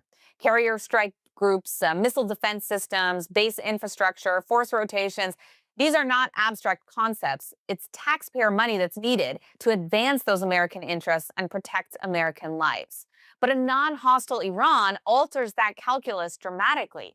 It doesn't eliminate the need for a U.S. presence overnight, but it does reduce the requirement for permanent high-alert containment architecture and opens the door to a new era of peace and prosperity in the entire region. Fourth, nuclear proliferation. A nuclear threshold Iran pressures Saudi Arabia. It pressures Turkey. It pressures Egypt. Regional proliferation cascades don't just happen in isolation. If the Islamic regime were eliminated, the pressure for a regional arms race massively decreases, which is a good thing for everybody. Fifth, economic integration and market opportunity. Iran's a country of nearly 90 million people, highly educated, technologically capable, geographically central. A transition would open one of the last major untapped markets in the region and the largest single market in the region. Infrastructure, aviation, telecommunications, energy modernization, technology, consumer goods. This isn't about exploitation. It's about normalizing fair trade. The sixth thing is strategic realignment, which I kind of alluded to earlier, but it's super important. The current regime has deepened its ties with Moscow and Beijing. Drone transfers to Russia, strategic agreements with China, energy and military cooperation. A post-ideological Iran wouldn't automatically become pro-American necessarily, but it would no longer be structurally aligned against the United States as part of an authoritarian bloc. Seventh, internal legitimacy. The Iranian population has repeatedly demonstrated dissent from the student protests to the Green Movement to women life freedom to today. A government that reflects its people rather than suppresses them alters the internal stability equation. If the United States benefits when major regional powers are internally legitimate rather than perpetually brittle and violent, that's a good thing for everyone. Now, none of this guarantees a perfect transition, But what is clear is this: the current regime exports proxy warfare, drives nuclear risk, drains American resources, and strengthens Russia and China. A different structure in Tehran changes those incentives entirely. So when critics ask, what does America gain? The answer is straightforward. America gains reduced security pressure on its troops and allies. America gains reduced security pressure on its troops and allies. America gains greater energy and market stability. America gains strategic breathing room with less proliferation risk and more authoritarian alignment against us. Remember, the status quo isn't cost-free, it's compounding. And the real question is not whether change carries risk, it's whether the current trajectory carries more. So does it? Let's debunk the most common response that we hear to the idea of regime change in Iran. Now, another Iraq is what we keep hearing. For many Americans, that phrase isn't just a policy argument, it's a memory. A 4,000 plus American service members killed memory. It's tens of thousands wounded. It's trillions of taxpayer dollars spent. It's intelligence failures and broken public trust. So when Americans hear the word regime change, they don't hear strategy, they hear cost. And the reaction isn't irrational, it's informed by experience. But serious national analysis can't end with emotional shorthand. Because the real question facing the U.S. is not whether intervention carries risk, it's whether the alternative, allowing a nuclear threshold regime that has already killed American troops and plotted violence on U.S. soil to consolidate power indefinitely, carries less risk. Let's remember that American troops are stationed in Iraq, Syria, and throughout the Gulf states. These forces have already been targeted by regime-backed militias. When the Houthis attack international shipping, global supply chains are disrupted, energy markets also disrupted, and Americans feel it at the pump. When the regime advances its uranium enrichment to 60% purity and restricts monitoring, a regime with a documented record of hostility towards the U.S. moves closer to nuclear breakout capability. When federal indictments describe Irgc-linked assassination plots inside the United States, the security of everyday Americans is threatened on our own soil. So let's distinguish this clearly. Iraq in 2003 was a U.S.-led invasion of a largely contained dictatorship. The United States dismantled the governing structure and attempted to construct a new political order while simultaneously fighting a multi-sided insurgency. It was a maximalist intervention, but that model is not the only model available in history. Eastern Europe in 1989 didn't require the United States to invade and rebuild countries from the ground up. In Poland, Hungary, East Germany, Czechoslovakia, Romania, Bulgaria, Soviet-backed communist regimes fell because of massive internal protests combined with steady Western pressure, economic pressure, diplomatic pressure, and yes, military deterrence. The fall of the Berlin Wall meant American troops in Europe no longer had to prepare for a massive war with Soviet tank divisions rolling across Germany. It reduced the risk of nuclear confrontation that had hung over U.S. security policy for decades. Over time, countries like Poland, the Czech Republic, Romania, and others joined NATO, which expanded America's alliances and strengthened its defensive position in Europe. These countries also shifted to market economies, which meant new trading partners and new opportunities for American businesses. In Asia, South Korea and Taiwan also transitioned over time from authoritarian systems into democratic allies that are now pillars of U.S. economic and security architecture. And yes, there are also examples of regime change achieved through military force that ultimately strengthened American security and interests abroad. The defeat of Nazi Germany led to the creation of a democratic West Germany, ultimately, that became one of America's closest allies and the economic engine of Europe. The defeat of Imperial Japan resulted in a democratic Japan that is now one of the United States' strongest security partners in Asia and one of the world's largest economies. Those transformations required force and rebuilding. But the result wasn't endless instability and forever wars. It was two of the most stable, prosperous, democratic allies in the modern world. Different cases, different methods. But the point is simple. Not every regime change ends in disaster. Some reshape the global balance of power in ways that dramatically improve America's long-term security and prosperity. The another Iraq argument rests on an assumption that doing nothing carries zero cost, and that assumption is categorically false. The cost of Iraq is well documented, but so is the cost of 4 decades of Iranian proxy warfare, maritime disruption, regional destabilization, assassination plots, and nuclear proliferation. Unlike Iraq in 2003, Iran today is already deeply integrated into regional conflicts. Iran is an epicenter of active transnational influence, from Lebanon to Yemen to Syria to Iraq to Gaza, even to Venezuela and the UK. The instability argument cuts both ways. You can't argue that removing the regime risks instability while simultaneously ignoring that the regime itself is a primary engine of regional instability. Now, it's true that history punishes reckless intervention, but history also punished the prolonged dismissal of accumulating threat.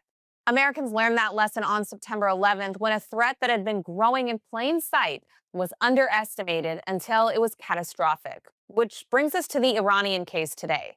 Iran isn't an artificial colonial construct. It's not an Arab country with a history of Islamist extremism either. It's an ancient nation state with a strong national identity that's frankly been colonized by Islam.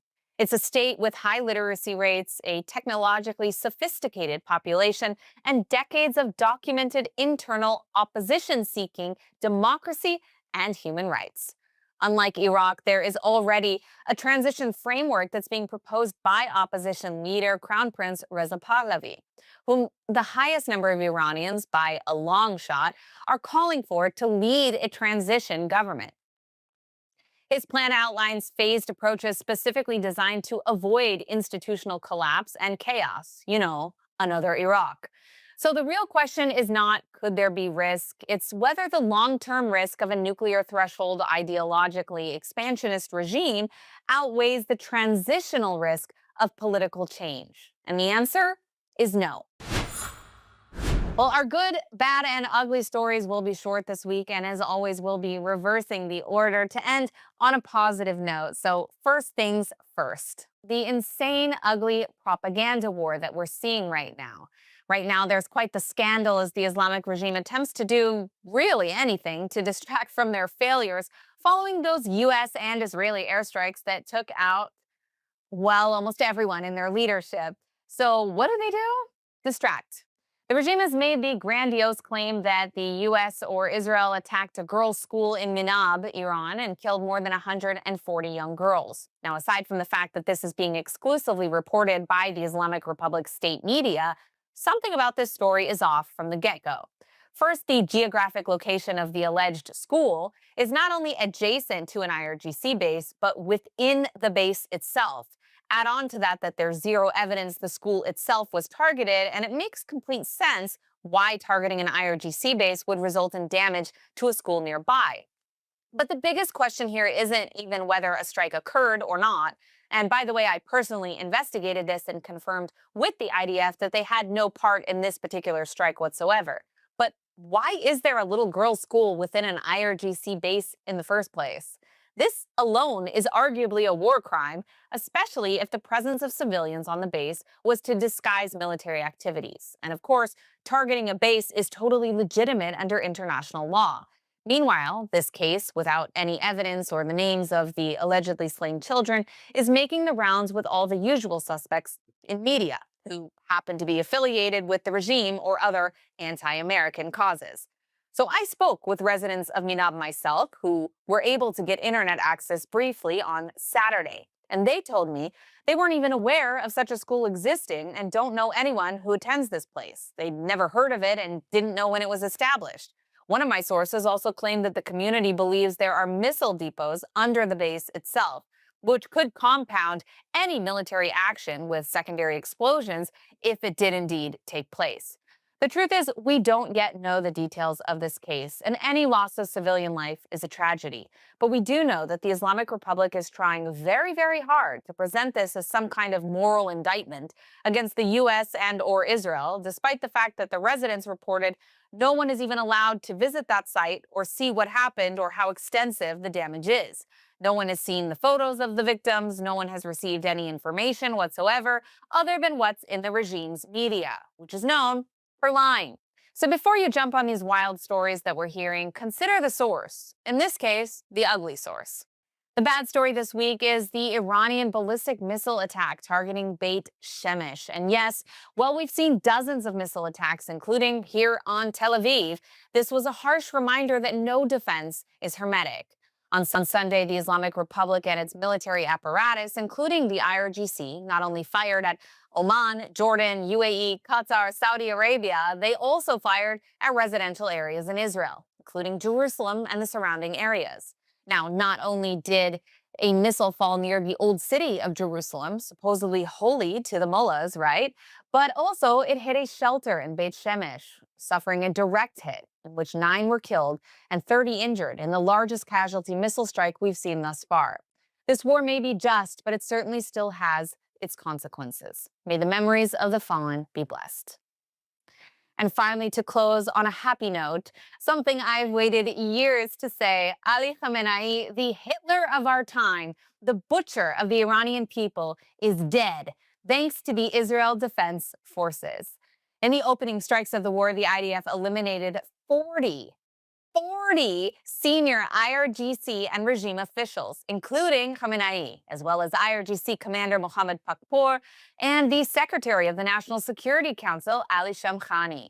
He was wiped out in a massive strike on the Supreme Leader's compound in Tehran, and while the regime refused to admit Khamenei was eliminated for the entire day, IDF assessments proved he was taken out, and the regime finally admitted the next day. The precision and accuracy of the IDF has left the regime once again completely vulnerable, and this time, together with the Iranian people, we will push this genocidal dictatorship off the cliff. A free Iran is coming, and it's closer than ever. As always, we'll be back next week with more stories and updates from across the region and this ongoing war against the Islamic Republic. If you have a story for me, feel free to reach out on social media at Emily K. Schrader or Emily in Tel Aviv on Instagram. And until then, I'll see you next week on Access of Truth on JNS.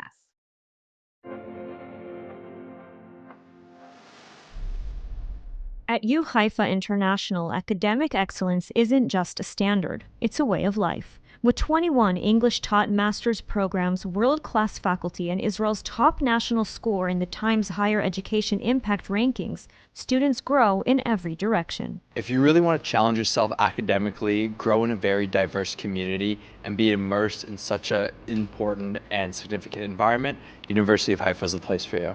Located on the stunning Carmel Ridge, the U Haifa blends academic excellence with a welcoming community. U Haifa International has a great combination of top-notch academics with a great community of students.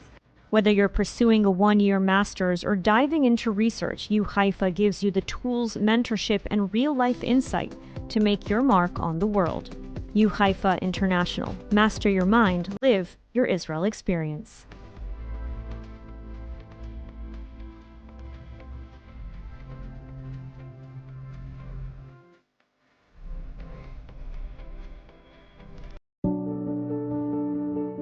For more than 200 years, when Israel's most vulnerable needed help, Kolel Chabad was there. When families can't afford food, when seniors are alone, when children are struggling to survive, Kolel Chabad steps in with meals, essentials, and dignity. Right now, thousands of families across Israel are counting on that help, and you can make sure it reaches them. Your donation doesn't just give charity, it gives hope, it gives strength, it saves lives. Kolel Chabad, helping Israel one life at a time. Scan the QR code on your screen and give now.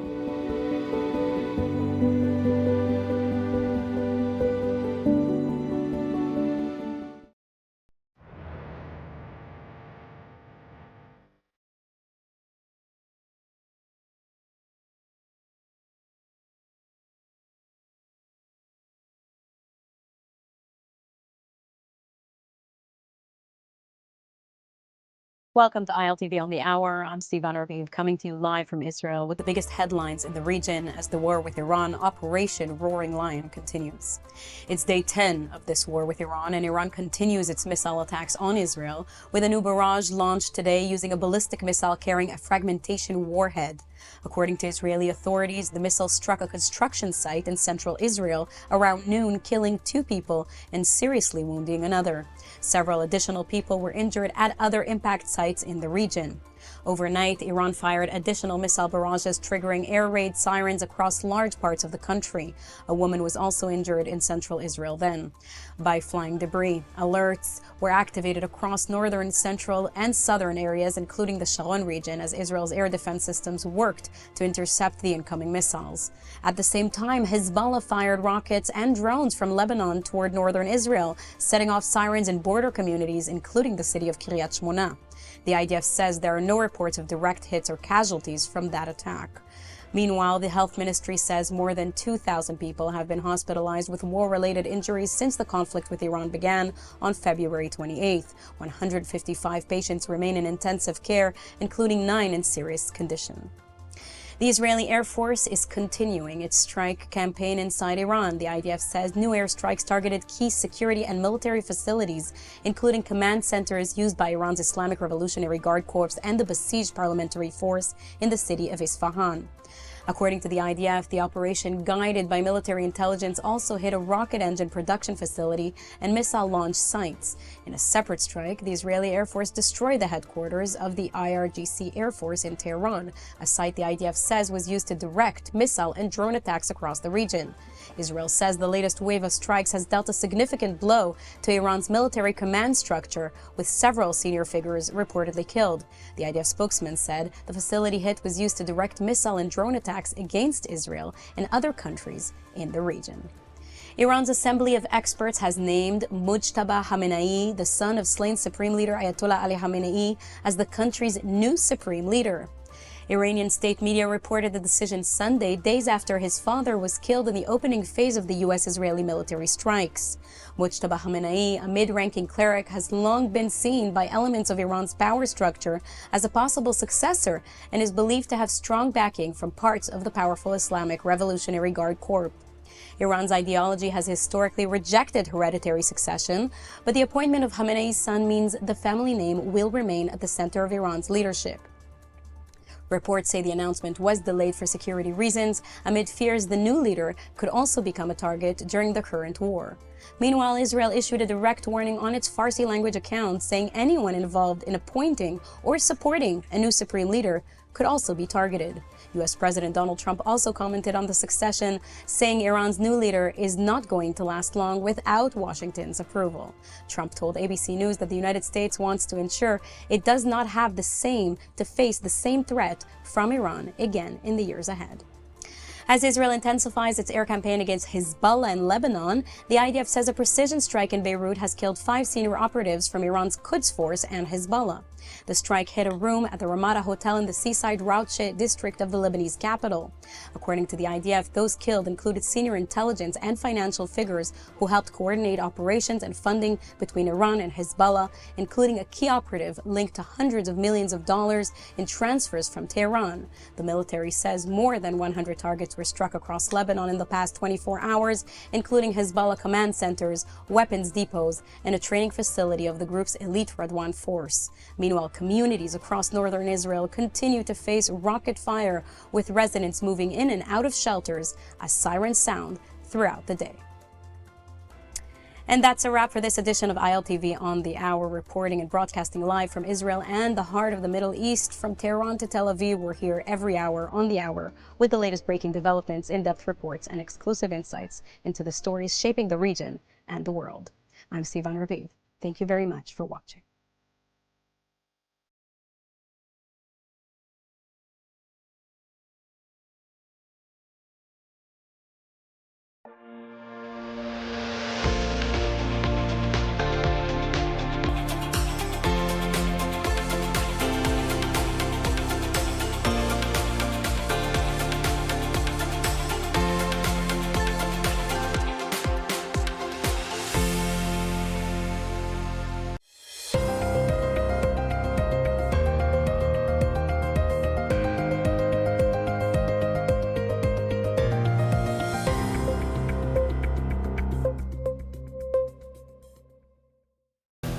think there were like 32 women that participate in the attack on Iran. Pilots and navigators. And it's so amazing. It's so amazing, such strength and such bravery. And the other bravery is, all of Israel is now frontier.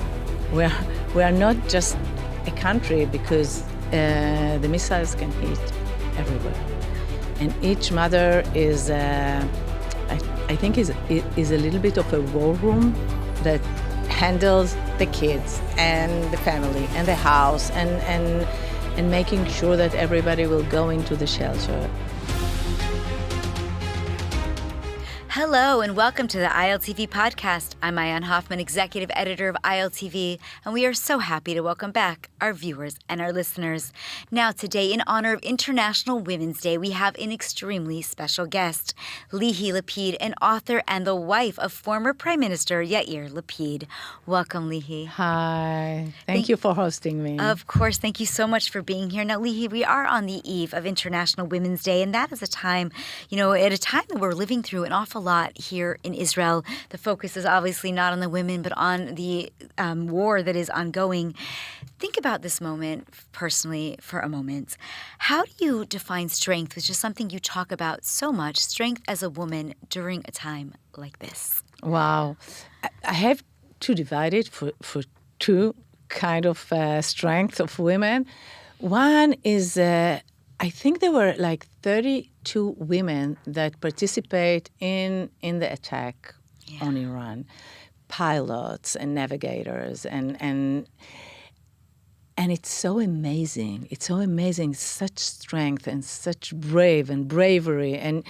And there is a debate now in Israel a little bit about do women need to serve in the army, which, everybody knows that Israeli women are going to the army. So suddenly there is a debate about it, like going backwards. And I think those women prove what strength and what brave, and they're so amazing. So I want to salute each one of them. Really, it's amazing. And the other bravery is, all of Israel is now frontier.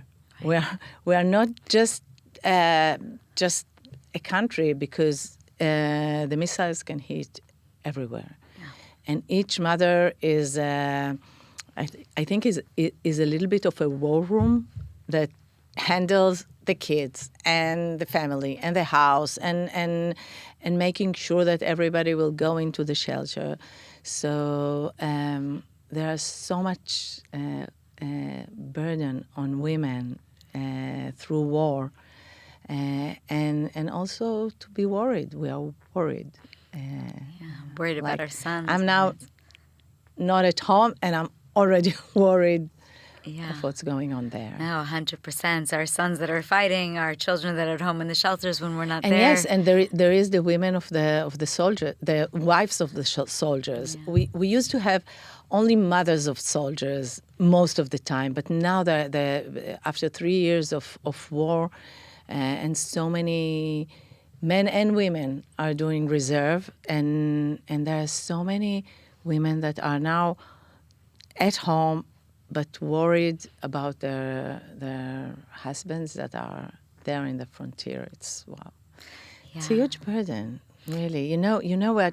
We're talking Women's Independence Day, and when I think of Israeli women, there are always, I think there is this aura of bravery, of strength, and it's true. It's not just a legend. I see it now all the time. Wow. Really, day by day. Amazing. International Women's Day is often really talking about women's empowerment. And, speak to that with the little things, day to day. Where do you see that in a time like this? I think that every woman is empowering for another woman and another woman. And it's like this huge chain of everyone says, like you ask me, and I say, oh, the women that are fighting, and the women of the men in reserve, and the mothers of the little kids are braver than me, are stronger than me. They have a burden bigger than me. So I think in a way we are empowering other women all the time, which we need. Sometimes there are women that don't empower other women, and and these are the women that I'm angry with. For sure, So many women are criticizing other women in order to strengthen themselves sometimes. But at a time of war, we are just supporting each other.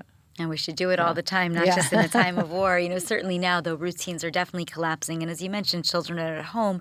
What are some of the things that you think that mothers can be doing to help support the children during this time? And we've written so much about how to raise the children. What is helpful during a time like this? I'm thinking all the time about the fact that when we are in the airplane, right? The stewardess is saying, if you have a baby, first put a mask on your face and then attend the baby. And it's an amazing image of you need to be strong in order to take care of your kids, to take care of whoever is surrounding you. And unfortunately, I think that women usually put themselves last. They take care of everybody else before they take care of themselves. And if there's a thing that I want to tell women is when you are unhappy, the whole house is unhappy. When you are tired, you can't give the patient and the love and the caring that the rest need. And especially at time of war that we wake up at night and we run to shelters all the time. We need to try and take this time for ourselves, to give the strength to ourselves.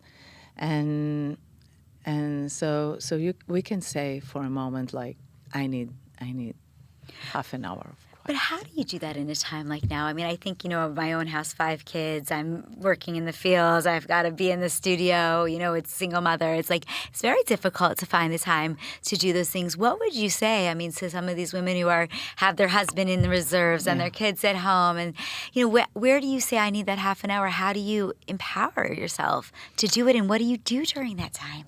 First of all, I think we need to learn better to ask for help, to use help.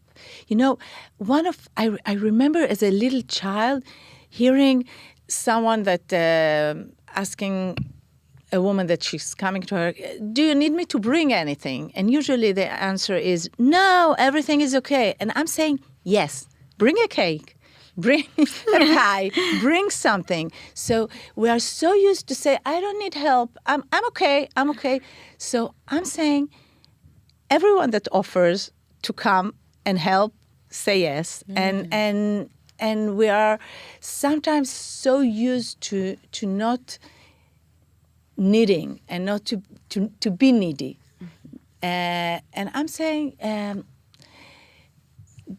let everybody help you. I remember one time I was at my parents'. My both kids were super small, and I didn't sleep at night and everything. So I came to my parents and I just lie down to sleep. And I overheard my father says to the kids, be quiet, mommy is sleeping. And first of all, I said, wow, I'm a mother. I'm the mother. But for my parents, I will always be a little child.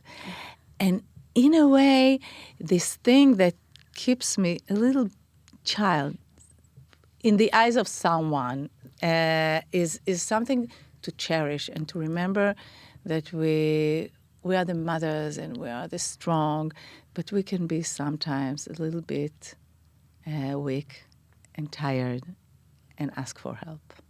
It's a beautiful message.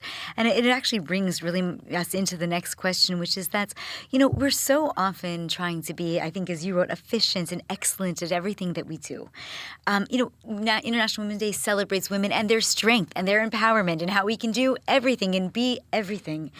But you say, I don't have to be wonderful all the time. So explain that to me. How do we... there is this saying... be a good enough mother, right? I hate it, okay? Because we don't want to be good enough in anything. You don't want me to say after our talk, it was good enough. Or please don't. The cake you brought me was good enough. No, we want to be wonderful. We want to be wonderful. But we can't be wonderful at everything at the same time, all the time. That's the thing that I say to women. You can say, this year, I'm slowing down a little bit because I'm tired, or this year I'm going to study because I need to give something to myself, and it's okay.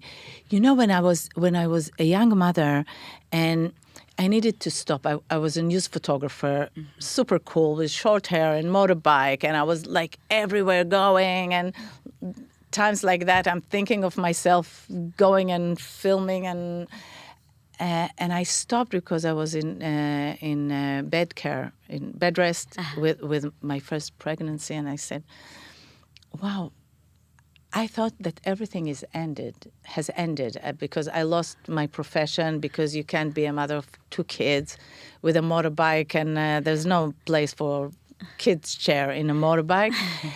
and I changed my profession, and something else was starting from that. I started writing. I found my voice in writing. So I looked at myself.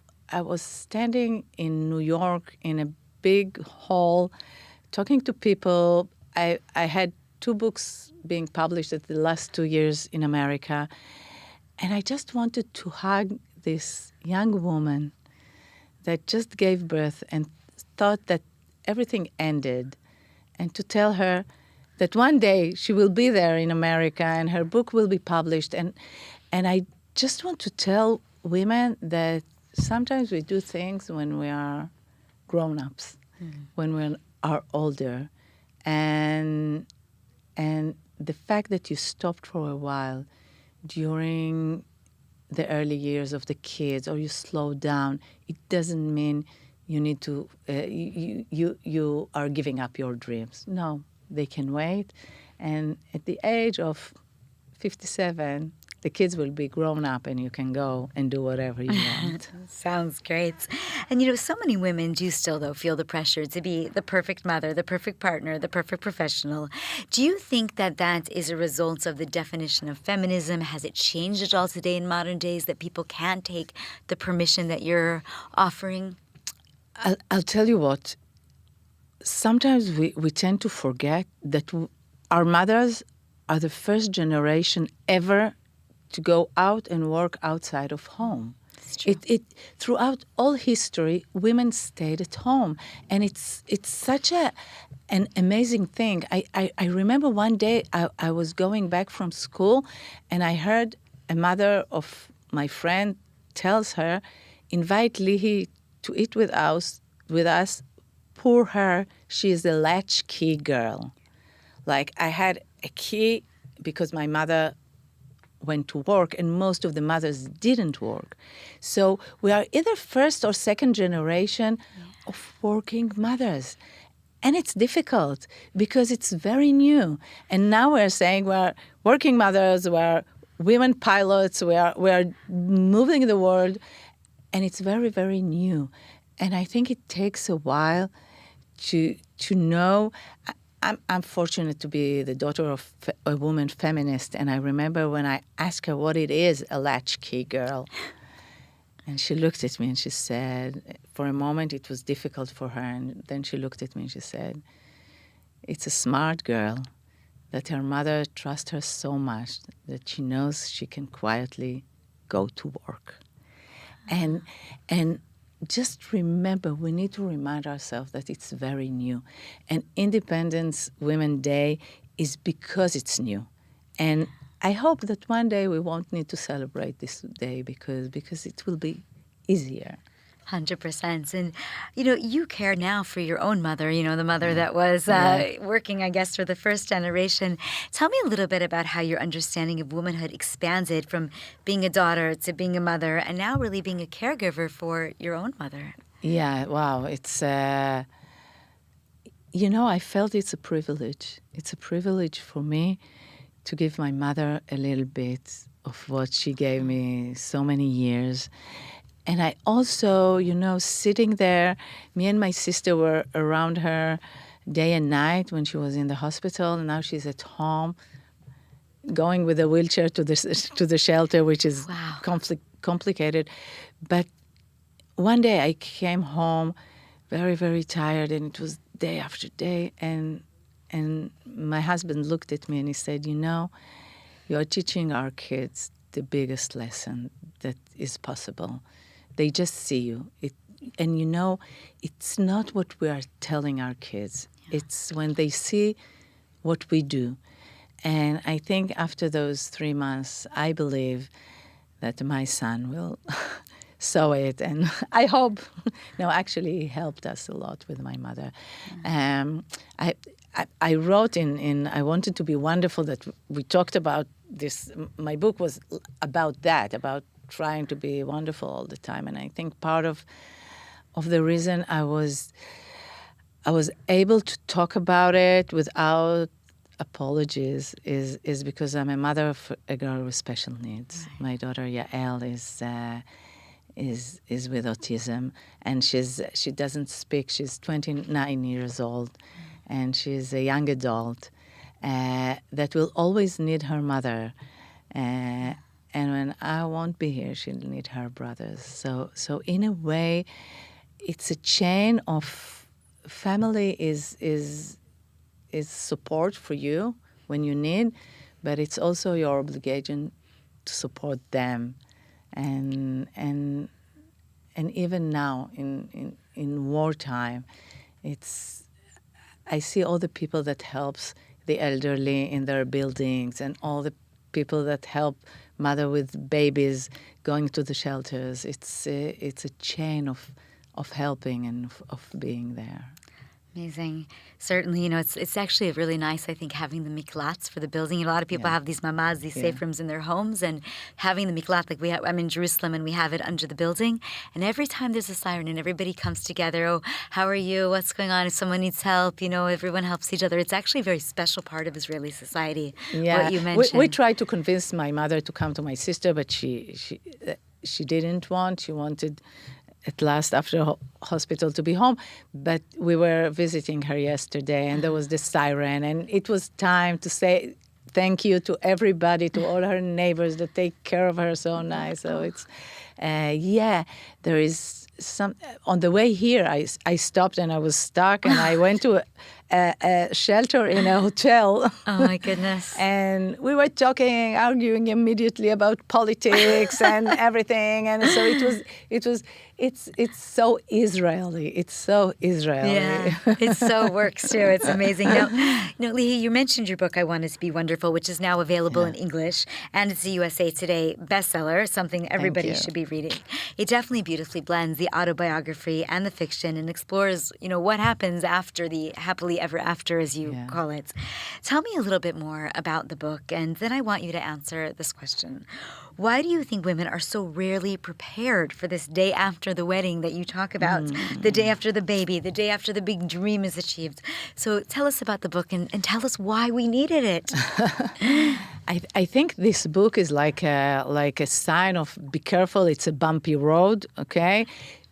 Everybody are thinking when someone is saying, I'm getting married, it's about the wedding. Right. It's about the dress and the napkins and winter or summer, outside or inside. But there is all life after that. And it's you meet someone that was a stranger not long ago. Mm-hmm. And now you are building a home, and you need to decide how does dinner looks, what do you say and what do you don't say, how do you educate the kids. It's so many things, and it's complicated. And there is the burden of supplying for the house, for money. Now it's your turn in the career, and now it's my turn. Whose turn is it now? And it's a bumpy road. And I'm writing in the book also about I didn't mean to write about my experience. It was supposed to be a book about other people, a prince and a princess, and But then my life went into it. And I remember talking one day to my mother-in-law, that she's the famous author Shulamit Lapid.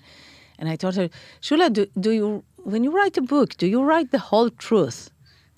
And she looked at me and she said, when you write a book, you write the whole truth and then you erase a little bit. So I tried to erase, and I erased, and there were parts that I couldn't erase because they were very, very true. And I will tell you one moment that that was in the book, that was in real life. I had 2 kids. I was most of the time tired, angry, don't understand how did it all happen to me and why it's my burden. And in the book, the man is coming home, but he stays in front of the door one day, and he hesitates before he enters his home, because he knows he will open the door and she will be angry with him and she will be upset and she will. So he breathes for a moment, and I thought it was the most heartbreaking thing that I can hear, that someone is not rushing into his home to just rest and get a hug. And when I was a wreck, and yes, I had a girl with special need, I had other reasons, but the day that Yair sat with me and he looked at me and he said, that's the family we have. And this house needs to be a happy home again. Wow. And at the end, I think that it's one of the biggest challenges for women, because only a woman can make the happy home happy again, really. And that's the thing that it was so important for me to write about. But I'll tell you a funny story, okay? Okay. Because it was I remember when Yair was working in L.A., and I was after giving birth, and I don't know, I was breastfeeding and something went wrong and it was hurting and I had fever, and I called the doctor and I told him, what can I do? And he said, put cabbage and tie it. And I said, come on, are you serious? Cabbage? What are we, in the field? And while I was with my cabbage, Yair called and said, I had breakfast with Julia Roberts, and she's really amazing looking. And I was like, no, it can't be. It can't be that's I'm here with the cabbage. So I think it's it was the image that I felt that was all about, it's your turn now, and I'm here. Oh, my God. That's so... How did you turn your house around to be happy again if it wasn't, though? What was your secret sauce? First of all, I was a wreck, really. And one day I talked to my father. Well, we're talking a lot about him today. And I was crying. I said, why did it happen to my daughter? Why did it happen to me? Why does she need to suffer so much? And he looked at me and he said, do you think she would be better off with a different mother? Wow. And I said, no. And he said, so that's the journey of your life. That's beautiful. And that was a moment that I really sat with myself and I said, okay, you are living the way it happened to me. And you are even trying not to worry so much about the future. And that's the thing that made me be, happy again, is look at those moments of happiness, because happiness is not that's it. You are happy now and it's forever. It's moments of happiness that shine, and you need to stop and be happy from them. So I think that's the thing. That's the moment that I decided that I'm going to be happy from every good moment. And after those years here now, the 3 years that were devastating and heartbreaking and horrible, every time that I listen to the families that lost someone, and when you ask them what they want, what their biggest wish is, another family dinner with everybody surrounding the table, the moments of happiness. And I do think that we are sometimes, so many times, don't pay attention to those little moments that at the end it's what we miss and what we're just longing for. Wow. No, it's such an important message. You know, you mentioned, and I mentioned at the beginning, you're married to Yair Lapid, who is a very well-known politician, former prime minister, head of the opposition today. Lihi, how did you create all of this, maintain your identity, write so many books, while married to somebody who's so popular? I mean, how did you keep your own self in all of this? I think my biggest luck is his mother. Uh-huh. She's a wonderful author and very appreciated. And also in their home, her writing was like very, very important for everybody. And his father was a big guy with a big mouth, and he was also, and I think I'm married a big feminist. Yair really, I remember when he was Minister of Treasury, say, Yeah. he took a CEO for the office that was 7th month pregnant. So he taught me that I can ask for help. That's what we started with, and he's happy to be there for me. And I'm very appreciative. I think you need to have a partner in order to fly. Amazing. Now, since October 7th and through the ongoing tensions, many Israelis speak about holding on to those small moments of happiness that you just referred to. What have you learned about joy, gratitude, and presence with all of the collective trauma, just in the last 2.5 years? Tell me a little bit about some of those other moments that stand out for you from this war. Wow. This war, for me, I think everyone took his angle. I think from the moment that it started, like 8th of September, I was with the hostages, and especially with the families of the women that were hostages. And it was a huge fight. We went to the Rafah border, very close to, and shouted and screamed and marched. And I think I was for a year on the streets with signs and pictures of Eden Yerushalmi, of really of all of them, of Daniela, of Agam. And the moment that I saw them back, the ones that came back, was the most wonderful, amazing feeling of, wow, I was part of it. I think the Israelis that went out, the thousands and thousands of Israelis that went out and on the streets and didn't give up because they believed that it can happen, was the most amazing thing. But I want us not to forget the women that were murdered in captivity, like Eden Yerushalmi and like Carmel Gat, that were a moment from being released and died there. So I think for me, the war was also an opportunity to see the strength. And we were marching a lot of women for other women, and it was super, super strong. We succeeded with a lot, and we lost some. Yeah, and it's a time of year when we really think about celebrating women, not only because of International Women's Day, but this year, International Women's Day falls so close to the holiday of Purim, where a woman, Queen Esther, saved the Jewish people. So imagine, as our final question, that you're sitting down today with Queen Esther. Not as a myth, but a woman actually facing fear and responsibility. What would you want Israeli women to remember about their own voice and power on this International Women's Day? Wow. That I'm a person that is not afraid of failing. And that's the thing. It's okay to fail.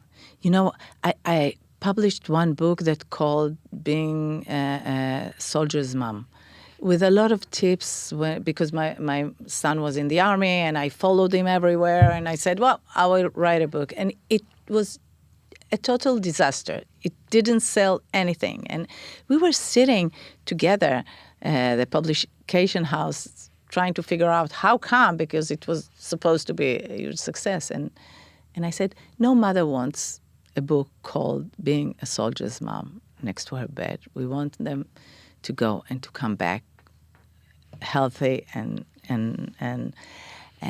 So I think we're learning from failures, and just don't be afraid to make fun of yourself, to try things. It's okay. We can fail, and then we'll succeed. Wow, Lihi, thank you so much. Before we close up, I'm actually going to grab your two books, at least the ones in English, and hold them up to the camera because I want everybody to see them. I Want It to Be Wonderful by Lihi Lapid, and also On Her Own, another novel by Lihi Lapid, and definitely something that everybody should check out, especially if they enjoyed this conversation, which I certainly did. So thank you so much. Thank you, here. Maya, and so much for hosting me. And I hope you are going through this time okay with the kids and everybody. Thank you. How do you take out the entire leadership of the Islamic Republic, blind their Russian-made radars, and hit 200 targets at the exact same second, all whilst the world is watching and waiting for you to do it? The answer is a mission so sophisticated, it's almost impossible to comprehend. And it started this Saturday morning when Israelis were sleeping in and a siren rudely awakens them from their beds. On the phone, the alert says the attack against Iran has officially started. A state of emergency is now being declared across the whole country. Make sure to stay near your bomb shelters. It surprised Israelis, which is funny, as we had all been living in the anticipation of this attack. But none of us thought it could happen during the light of day. Who expects a war to start in the morning? Well, not Iran, that's for sure. And this was the first manipulation tactic used by the IDF and the US military, and boy oh boy, was it a success. The entire world was watching in anticipation of this war, and yet still, somehow, they managed to pull the element of surprise out of the bag. The insane amount of prep and thought that went into this mission cannot be underestimated, and today we will be breaking it all down. How they planned it, how it all happened, and what's going to go on next. Welcome to the Irgc show on JNS TV. Let's dive right in. This operation was conducted on February 28, 2026, and it was a massive joint mission codenamed Operation Epic Fury by the US and Operation Roaring Lion by Israel. It's a multi-phase strategy to dismantle the Iranian military from the inside out, and it's just mad. Here is the step-by-step breakdown of how the operation unfolded. Step 1. Before any missiles were even launched, the US and Israel attacked Iran's radar system to dismantle their defense. Iran has amazing air defense systems from Russia and China, and to succeed in the mission, the IDF needed them to not work. Well, how are they going to do this? To begin with, they injected false data into Iranian radar systems. Instead of seeing the real planes, Iranian operators saw ghost fleets on their screens. This created total confusion. By the time they had realized their screens were lying to them, the first wave of real missiles were already seconds away from impact. Which brings us to step 2. Confusing the radar technicians is important, but it doesn't dismantle them for the long term. There is also an additional problem that the US doesn't know exactly where they all are to target them. So they hacked up a genius plan to finish off the air defenses. The US launched hundreds of drone decoys. What are they? Well, these are tiny drones that are programmed to look exactly like giant F-15 fighter jets on the radar systems. The Iranian defenders panicked when they saw this swarm of giant planes and fired their expensive surface-to-air missiles at these ghosts. Not only did that dwindle their supply, this revealed the exact location of every Iranian radar and missile battery, which the US and Israel then promptly destroyed. I mean, it's genius. But this was just the beginning, because the most impressive part of the logistics was what is actually known as time on target, which was step 3. To effectively take out the targets, they needed incredible levels of coordination to ensure the attacks all happened at the exact same time. The US and Israel coordinated strikes from thousands of miles apart. Ships in the Mediterranean, carriers in the Arabian Sea, US bases across the Gulf countries, and of course, jets from Israel. They all needed to act in perfect coordination, and the math of this is incomprehensible. They calculated the travel time of every single weapon so that hundreds of missiles and bombs hit their targets at the exact same second. Over 200 aircrafts, perfectly timed. The result speaks for itself. This caused systematic shock. The entire military command of Iran essentially crashed because they were being hit in every major city like Tehran and Isfahan simultaneously. And for step 4, we have the strikes themselves, with America and Israel working in tandem for maximum impact. There were a few goals for this preemptive strike to ensure the Islamic Republic was sent into disarray before it started. The leadership, air defense, and firing abilities were the main targets of this first wave of attacks. And with each country having different military abilities, they divided and conquered. The US focused on the military bases and factories, but Israel's primary mission was Operation Genesis, targeting the leadership. They focused on the district in Tehran where the government lives. The reason that Saturday was chosen for the beginning of the war was due to the intelligence Israel had collected that the heads of the Islamic regime would be gathering for meetings to discuss their plans, and this included Khamenei. Although this hasn't been 100% clarified, it sounds that a big part of the reason for the diplomatic discussions between the US and Iran was to create access to intel about the leadership, so they could target them if the time came. And boy oh boy, how it came. You already know how successful it was. The Supreme Leader's compound was completely destroyed, and him and other family members were successfully taken out, as was the defense minister and over 40 of the army's top regime generals. It couldn't have been more successful. Khamenei is now gone, and as of this moment, we are hearing reports that his planned successors have also been eliminated. According to the IDF, all senior terrorist leaders of Iran's axis of terror have been eliminated. I repeat, all of them have been eliminated. Think of the shock to the Islamic regime. In a matter of minutes, almost the entire chain of command is wiped out, which leads to chaos and inability to effectively act. But even with that being the case, the Islamic Republic have launched an incredible counterattack. But we will get to that in a second. The US, meanwhile, is taking out more and more nuclear abilities, looking for launchers and factories that build Iran's ballistic abilities. They are also focused on taking out instrumental government facilities and buildings, marking an act of resistance and strengthening the Iranian people's resolve to fight back. To do so, they are using the most sophisticated military equipment known to man, like the B-2 stealth bombers, to drop massive bunker buster bombs on underground nuclear sites that regular missiles couldn't reach.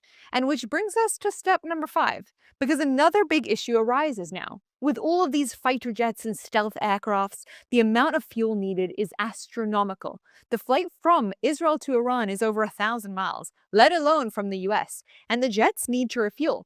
Here comes the crazy solution. Huge tanker planes waiting in secret corridors over neighboring countries.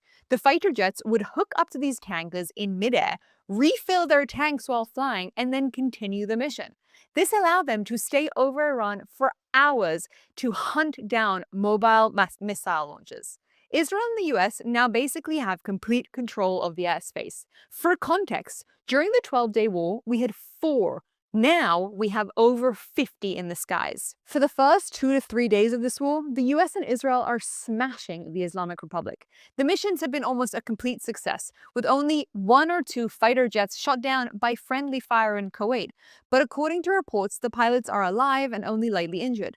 With all that being said, however, Iran is not going down without a fight, and they are giving it their all. In other conflicts with them in the past, they have taken their time to retaliate. This is due to diplomatic reasons and psychological warfare. Keeping Israelis on their toes and afraid is absolutely a win for the Islamic Republic, but not this time around.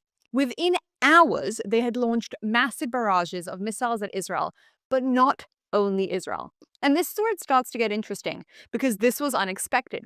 They launched drones and missiles at 8 other countries as well. leading to an all-out war in the Middle East. But we are getting ahead of ourselves because Iran's plan of retaliation is actually extremely sophisticated and held many different prongs to it, all of which we'll break down now. To begin with, they had activated a decentralized defense, meaning commanders now have full autonomy of decision-making. They had planned that this might happen. With the beeper operations not far off their minds, they knew that the leadership would be the first to be targeted. And so they had set up their response team to be able to handle not having a center of command. Because Iran is so big and the regime knows that they are prone to revolutions, they have built out a very extensive web systems of military responses across Iran designed to shut down uprisings quickly. This system is proving to be very effective for activity when there isn't access to the top brass decision makers. It is these fighters that are currently shooting at anybody celebrating Khamenei's death, but also manning the firing abilities at other countries.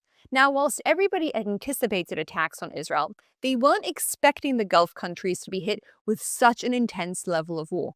In numbers, just to understand, within the first 2 days, Bahrain had been hit with over 45 ballistic missiles and drones, Jordan 13 missiles and over 30 drones, Kuwait tens of missiles, Qatar over 60 missiles, and the UAE had over 137 missiles and over 200 drones attack their civilian areas. These are enormous numbers. That's over 730 projectiles not aimed at Israel, which has also had hundreds of missiles ourselves. The regime had promised to attack the US bases operating from other Arab countries, and whilst many of them were evacuated, but not all, especially those that were needed for this operation, they didn't expect Iran to just attack the countries as a whole. Because the Islamic Republic has been focusing on civilian and tourist areas, especially in the UAE. Let's explain this for a second. We're used to thinking of Iran as the enemy of the West, which we now know they very, very much are. But within their religion, it's actually a bit more complex than that. We, the West, are infidels. But what about Muslims that support the West or act according to the West? What are they? They are deemed traitors, and the Islamic Republic hates them almost as much as us, if not more. But there is another level to this. Remember when there was supposed to be an attack on Iran a few months back, and we had reported that it was the Gulf countries, Saudi and Qatar, that had pushed for the attack to be stopped? The reason being that they didn't want their tourism reputation to be destroyed. They had been promising themselves as a country that is the safest place in the world, and a war in the Middle East would destroy the reputation that they had been working for years to build.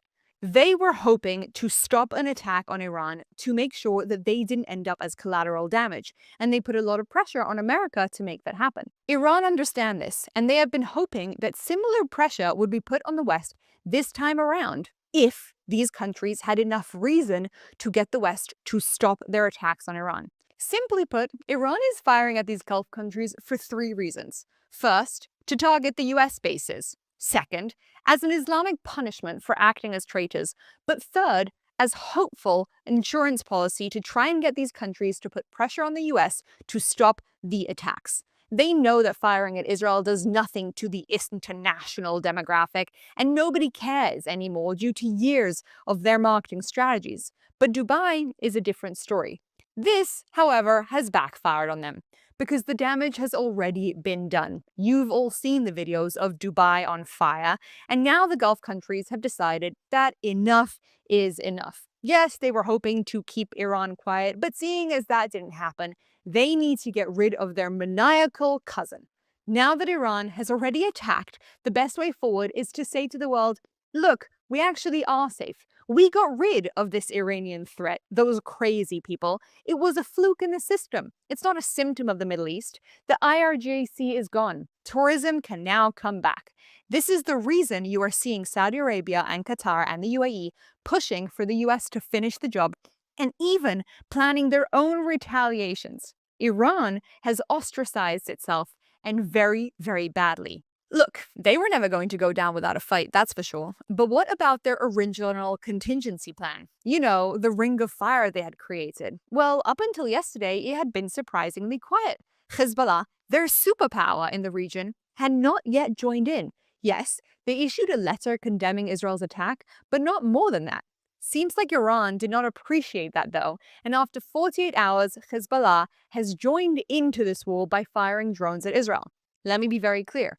Israel, in response, has now issued an all-out war back at Hezbollah, and at this very moment is trying to eliminate senior Hezbollah operatives.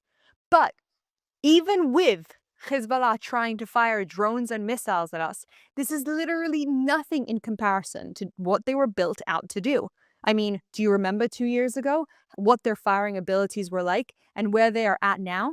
It's incomprehensible. And Israel is right back in Lebanon, taking out the leadership and attacking Hezbollah again and again. It's now officially a declaration of war against them, and the Lebanese are fleeing en masse. Israel has made it clear that no one in the Hezbollah leadership is safe, and I think by now it's safe to say that they believe us. This, too, will be a complicated front and something that Israelis are preparing for. We are praying for our soldiers who are on the ground fighting this war. It's a different beast to Iran, where most of it is from the air using the Air Force. This is combat, and the dangers of that are significant. But it's not just the air and ground wars that are being fought. Remember the Houthis? Who remembers them? As we have had nada from them, literal silence. But that doesn't mean war isn't raging in the seas. It very much is. Yes, Iran is targeting ships and claiming to fire missiles, but as of now, they have succeeded in burning only one of their own tankers, and the US has announced that they have fired down an Iranian ship. Iran are trying to take down the enormous American tankers that are surrounding them and are acting as launching pads for the jets and are claiming that they're firing ballistic missiles at them, but as of now, it's not working for them. But still, don't worry. Besides attacking Israel and the Gulf countries and using their proxies, they still have more options to fight back, such as shutting down the Strait of Hormuz, which supplies the oil flow to most of the world. Well, that is something that they are trying to do right now, because it impacts many countries that they are hoping will put diplomatic pressure on Israel to stop the attacks. I mean, one of those countries is India, who's massively impacted by this, as is China, which sends 40% of their oil through there. Saudi Arabia, by the way, sends 80% of their oil through the strait, and the point of shutting down the strait would once again be to send the economy spiraling and increase the pressure on the US and Israel to stop the war, especially as Russia, acting as an alternate route for oil off the strait, would potentially make a lot of money, something that many countries aren't interested in if all the oil has to go through them. This is part of why the Saudis are now threatening to actually do something. And as of this moment, Iran is attacking the Saudis' oil supplies. That is a direct assault on Saudi Arabia. The Islamic Republic has honestly lost their mind. This is really one of their last options.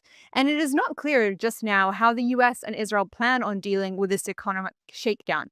But it's safe to assume that if we know that this would be an issue, so did they, and that they had something up their sleeve. Of course, in addition, Iran also have their online campaign strategies, lying through their teeth about killing Israeli senior army officials, as if, and that the US attacked a school, killing 50 little girls. Also, of course, this is all propaganda. It was actually a failed launch on their behalf that killed those girls, but this is what they thrive off, and what the Western media is, of course, licking up and helping them to do. I mean, the New York Times described Khamenei, or maybe it was the Washington Post, as a man with a white bushy beard and a nice smile. That crazy dictator? What is wrong with the West? But that's why you come to JNS TV, because we actually report the truth and not these biased lies that the media makes up to defend terrorism.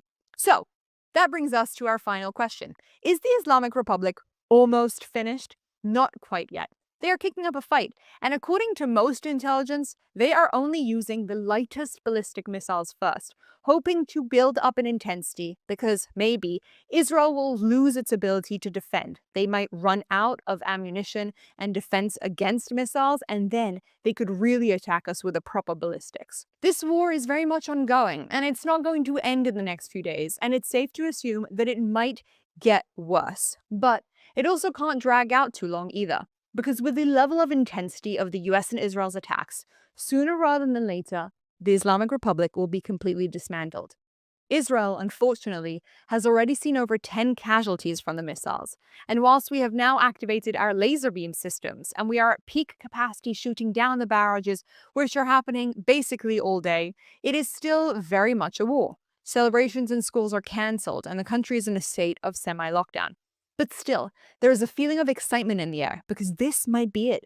The existential threat we have lived with for the last 47 years might be coming to an end. Celebrations of the death of Khamenei were widespread, and the wins for Israel are many. Yes, the Islamic Republic have a new guy coming to replace him, but the feeling in Israel is why even learn his name? How long do you think he's really going to last? Which brings us to the final piece of the puzzle. The world is also looking to the people of Iran. In both Trump and Netanyahu's statements, they made it clear that they are not looking to replace the regime. That is upon the Iranian people.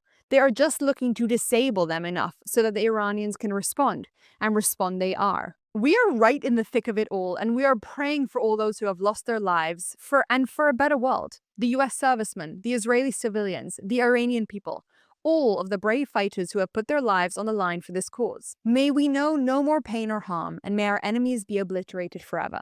Yes, it's a scary time, but don't forget, this is Operation True Promise number 4, because their true promise of the Islamic Republic, first time, second time, and third time, completely failed. And I'm willing to bet that the fourth time is not going to be any better than that. I'm Irgc, and I will see you next time.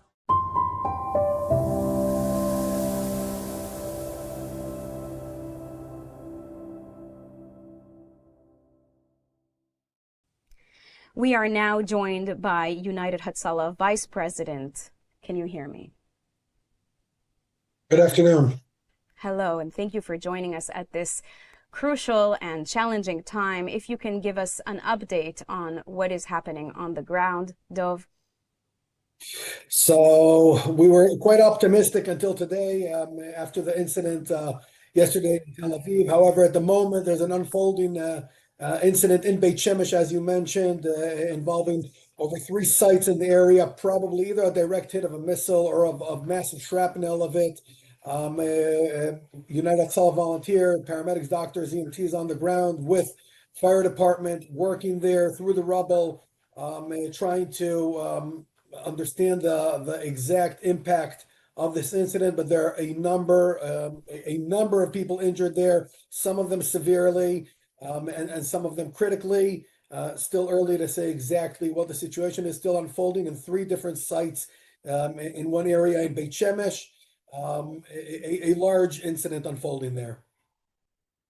Maisel, VP of United Hatzalah, are you seeing that this is a very similar site to the previous war with Iran in June 2025? Yes, what we see is impact of a ballistic missile of massive impact with a lot of explosives. We saw the impact last night in Tel Aviv, and we saw these same sites back in June during Rising Lion, and unfortunately, the outcome of a hit like this is it could be catastrophic. We're trying to be optimistic. We're preparing for the worst. Volunteers are spread out throughout Israel as we're seeing the missiles showering throughout the country. Luckily, the outcomes as of now have not been catastrophic, and we're trying to keep the optimism, staying on high alert, and preparing for the worst. But like I said, at the moment, we're dealing with an unfolding incident in Beit Shemesh. There's an unfolding event right now going on, as you say. How quickly are your teams able to get to the sites? How quickly were they able to reach injuries from last night in Tel Aviv? So typically they're there instantly within a minute or two, 90 seconds, 2 minutes, they're on the ground because they're based in the neighborhoods over there, and they're able to respond. However, objective challenges on the ground, whether it's rubble or a fire, preventing them to get into the apartment, to get into the struck building, may hold them back and take a while, just like happened last night. It took time until the upper apartments in that building were accessible, where the person unfortunately did not survive. And what were the most urgent medical needs that you encountered or your team has encountered today and yesterday? We're encountering typical severe blunt traumas from whether it's from the explosives to fire to shrapnel and rubble. I mean, multiple traumas there of this type of incident, typical to this sort of incident. Mm-hmm. Now, we know that a woman was killed and dozens were injured in the Tel Aviv scene. We don't yet know the exact result in Beit Shemesh. We know that children were also involved and injured. How do you prepare your volunteers for responding to such a thing, to such a scene? Well, we prepare throughout the year for these things. Unfortunately, we're put to the test way too often. We train, we do the exercises. It's always more difficult in real life and in the actual response, but we do what needs to be done, and they do it as professional as possible. And then we have our psychotrauma unit to then support our teams post-incident and make sure their well-being is good as well. Mm-hmm. Okay, well, Dov Meisel, thank you very much. We will continue getting some updates about what is happening, especially right now in Bet Shemesh as we speak. Thank you very much. Thank you very much.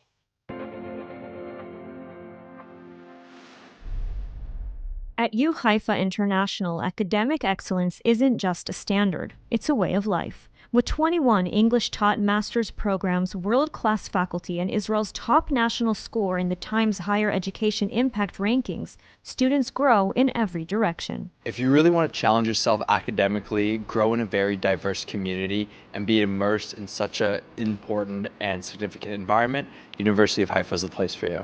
Located on the stunning Carmel Ridge, the U Haifa blends academic excellence with a welcoming community. U Haifa International has a great combination of top-notch academics with a great community of students. Whether you're pursuing a one-year master's or diving into research, U Haifa gives you the tools, mentorship, and real-life insight to make your mark on the world. U Haifa International. Master your mind, live your Israel experience.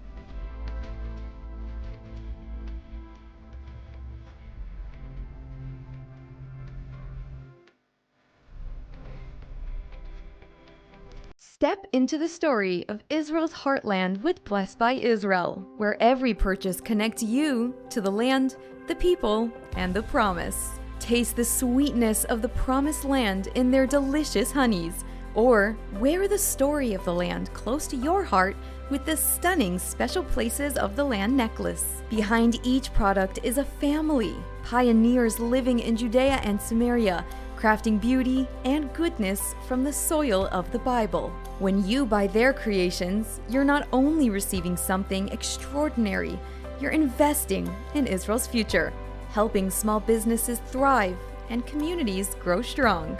Join a movement that celebrates faith, resilience, and hope.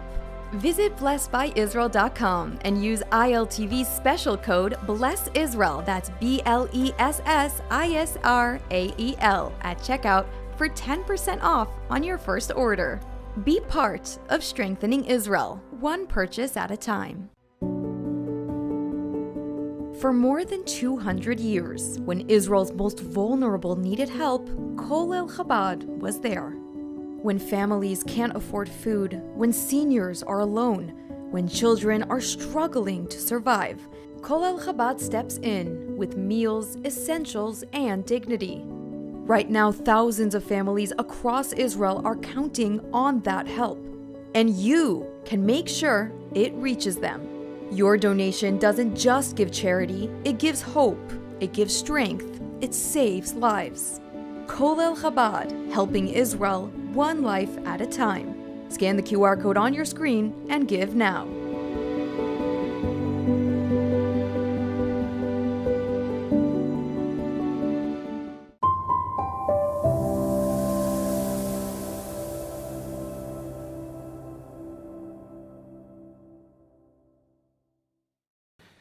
As Operation Roaring Lion continues and security tensions escalate, one organization is already shifting into high gear to make sure Israel's most vulnerable do not go hungry. ILTV's Mayan Hoffman has more. As Israel confronts the challenges of Operation Roaring Lion, Lekit Israel, the National Food Bank, has moved into full emergency mode. The organization is expanding its relief efforts nationwide, working to ensure that food continues to reach those who need it most, even as security conditions complicate daily life. In the coming days, Lekit will distribute thousands of hot meals to Holocaust survivors living in housing complexes across the country.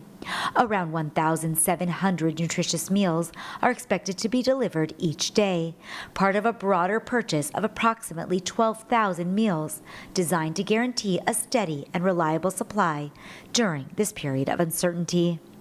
At the same time, the organization is rolling out digital food vouchers to hundreds of families through its nonprofit partner agencies, with plans to expand that program in the days ahead. The goal is to provide immediate, dignified assistance that families can access safely and independently. Despite restrictions and ongoing security concerns, Leket continues to rescue surplus agricultural produce and prepared food from packing houses and other sources across Israel.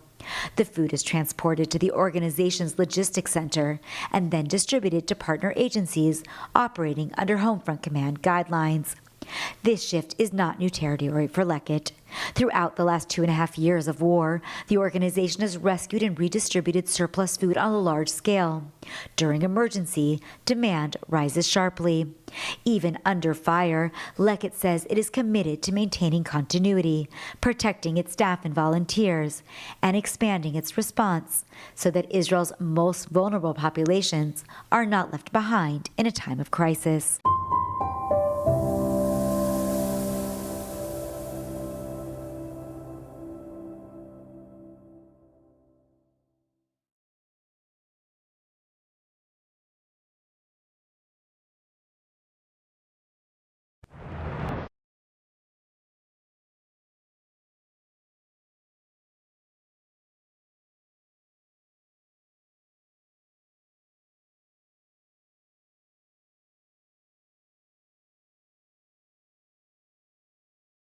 Welcome back to ILTV on the Hour. I'm Sivan Raviv coming to you live from Israel. And here's a roundup of the biggest headlines in the region as the war with Iran and Operation Roaring Lion continues. It's day 10 of the war with Iran, and Tehran continues its missile attacks on Israel right at these very moments as well. We just heard sirens here in central Israel. A ballistic missile carrying a fragmentation warhead struck a construction site in central Israel around noon today, killing one man and critically wounding another. Several others were injured at additional impact sites in the area. First responders say several cluster-type munitions were also scattered across central Israel. Residents in the Sharon region reported little to no advance warning before the sirens, and authorities say at least 9 impact sites were identified over a wide area. Overnight, Iran launched additional missile barrages that triggered air raid sirens across large parts of the country. A woman was injured by flying debris in central Israel. Alerts were activated across northern, central, and southern regions as Israel's air defense systems moved to intercept the incoming threats. At the same time, Hezbollah fired rockets and drones from Lebanon toward northern Israel, setting off sirens in border communities, including the city of Kiryat Shmona. The IDF says there are no reports of direct hits or casualties from that attack. Meanwhile, the health ministry says more than 2,000 people have been hospitalized with war-related injuries since the conflict began on February 28th. 155 patients remain in intensive care, including 9 in serious condition. Here's what opposition leader Yair Lapid said earlier while visiting the impact site in central Israel. I want the international media to look around you. Do you see any military facilities around you? The Iranians are targeting civilians. They are targeting civilians in purpose. What they're trying to do is to move this war from a war between armies to a war against civilians. This is the exact difference between a democratic country that is fighting for its life like Israel and a terror regime that is just trying to kill innocent people. They killed tens of thousands of their own people in January. Now they're trying to kill Israelis. We are standing united against the Iranian regime, against this existential threat, and we will not stop until the ballistic missiles program will be gone, until the nuclear program will be obliterated. This is what we do. This is a just war in the 21st century. A war with a moral clarity is a rarity, but this is the one.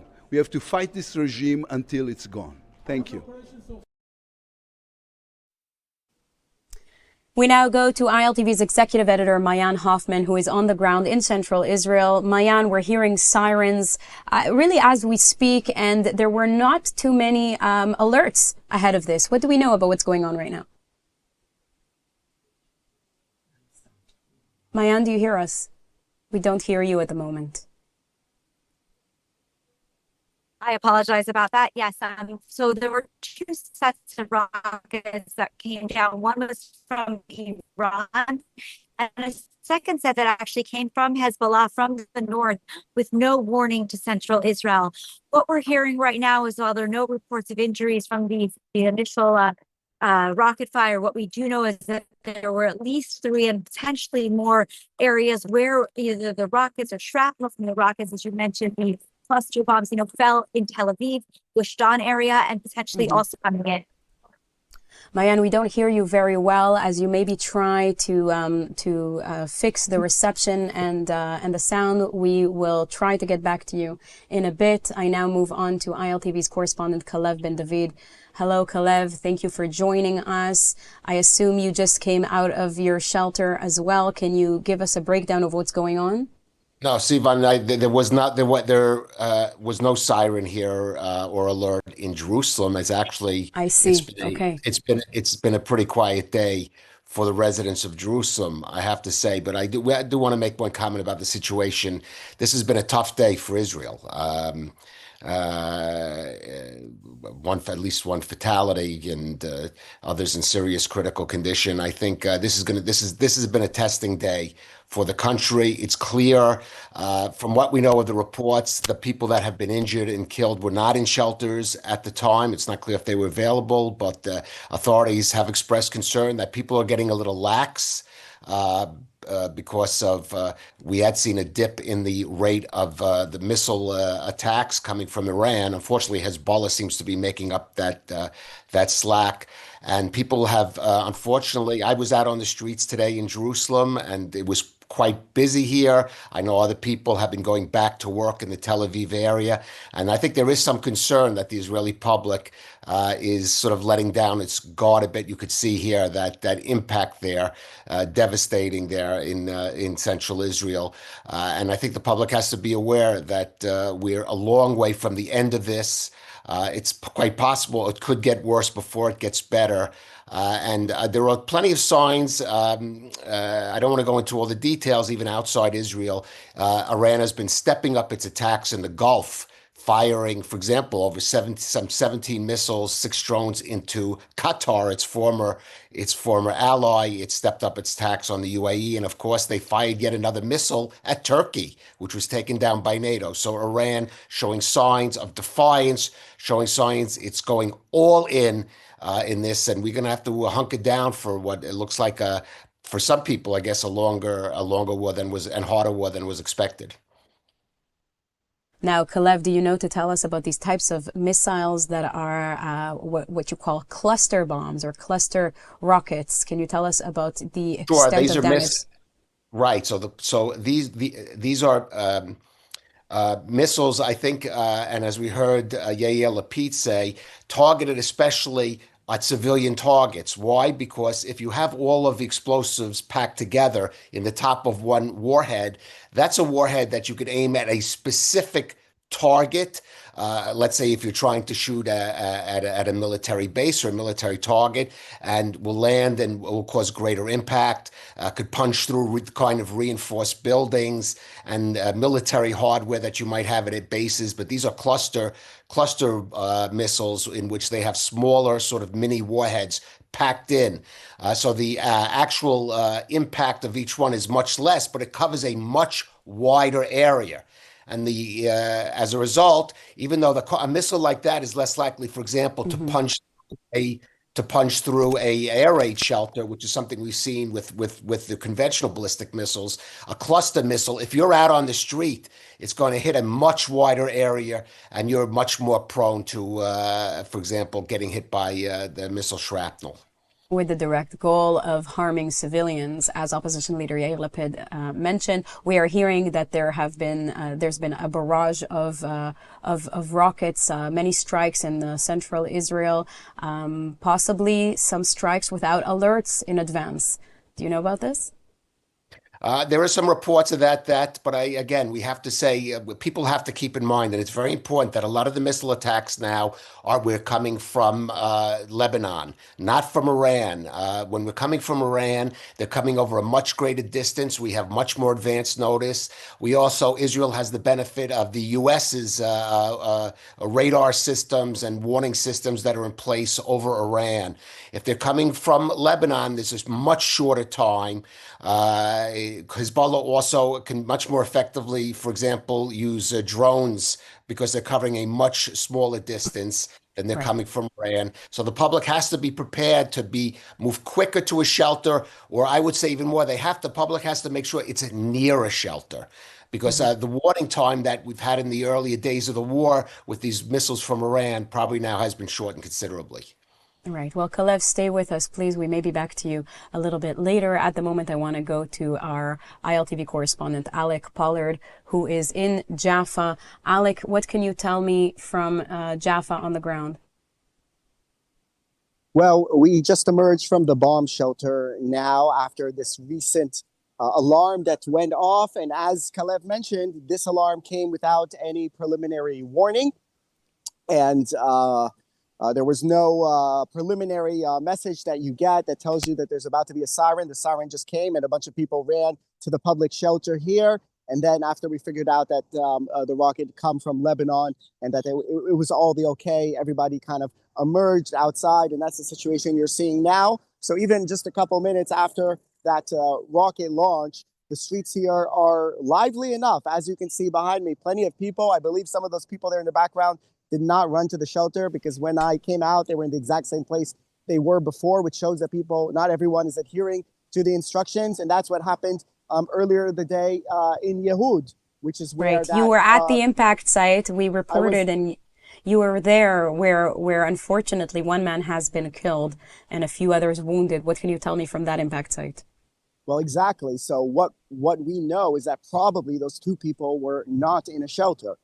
I saw the crater exactly where they were hit, and there was damage there to the escalator that was there and to a bit of the structure, but it wasn't that significant damage. So it's the type of damage that had they gone underground, they would have been saved. Did they not have a shelter nearby because it was a construction site, or were they just not adhering to the instructions? I don't know, but that is the type of impact where people could be saved if indeed they had gone to the shelter, which is why it is important still in this situation when people have that war fatigue after going through this for 10 days to still be able to go and to go to those shelters. I would also note another thing here about Jaffa, that there are a lot of people out and about, but the light rail station, which is behind me, it says out of service. So it shows that, yes, there is a lot of normal life that is still going on, but still some things are not quite back to the same normalcy as we're used to when not during war times.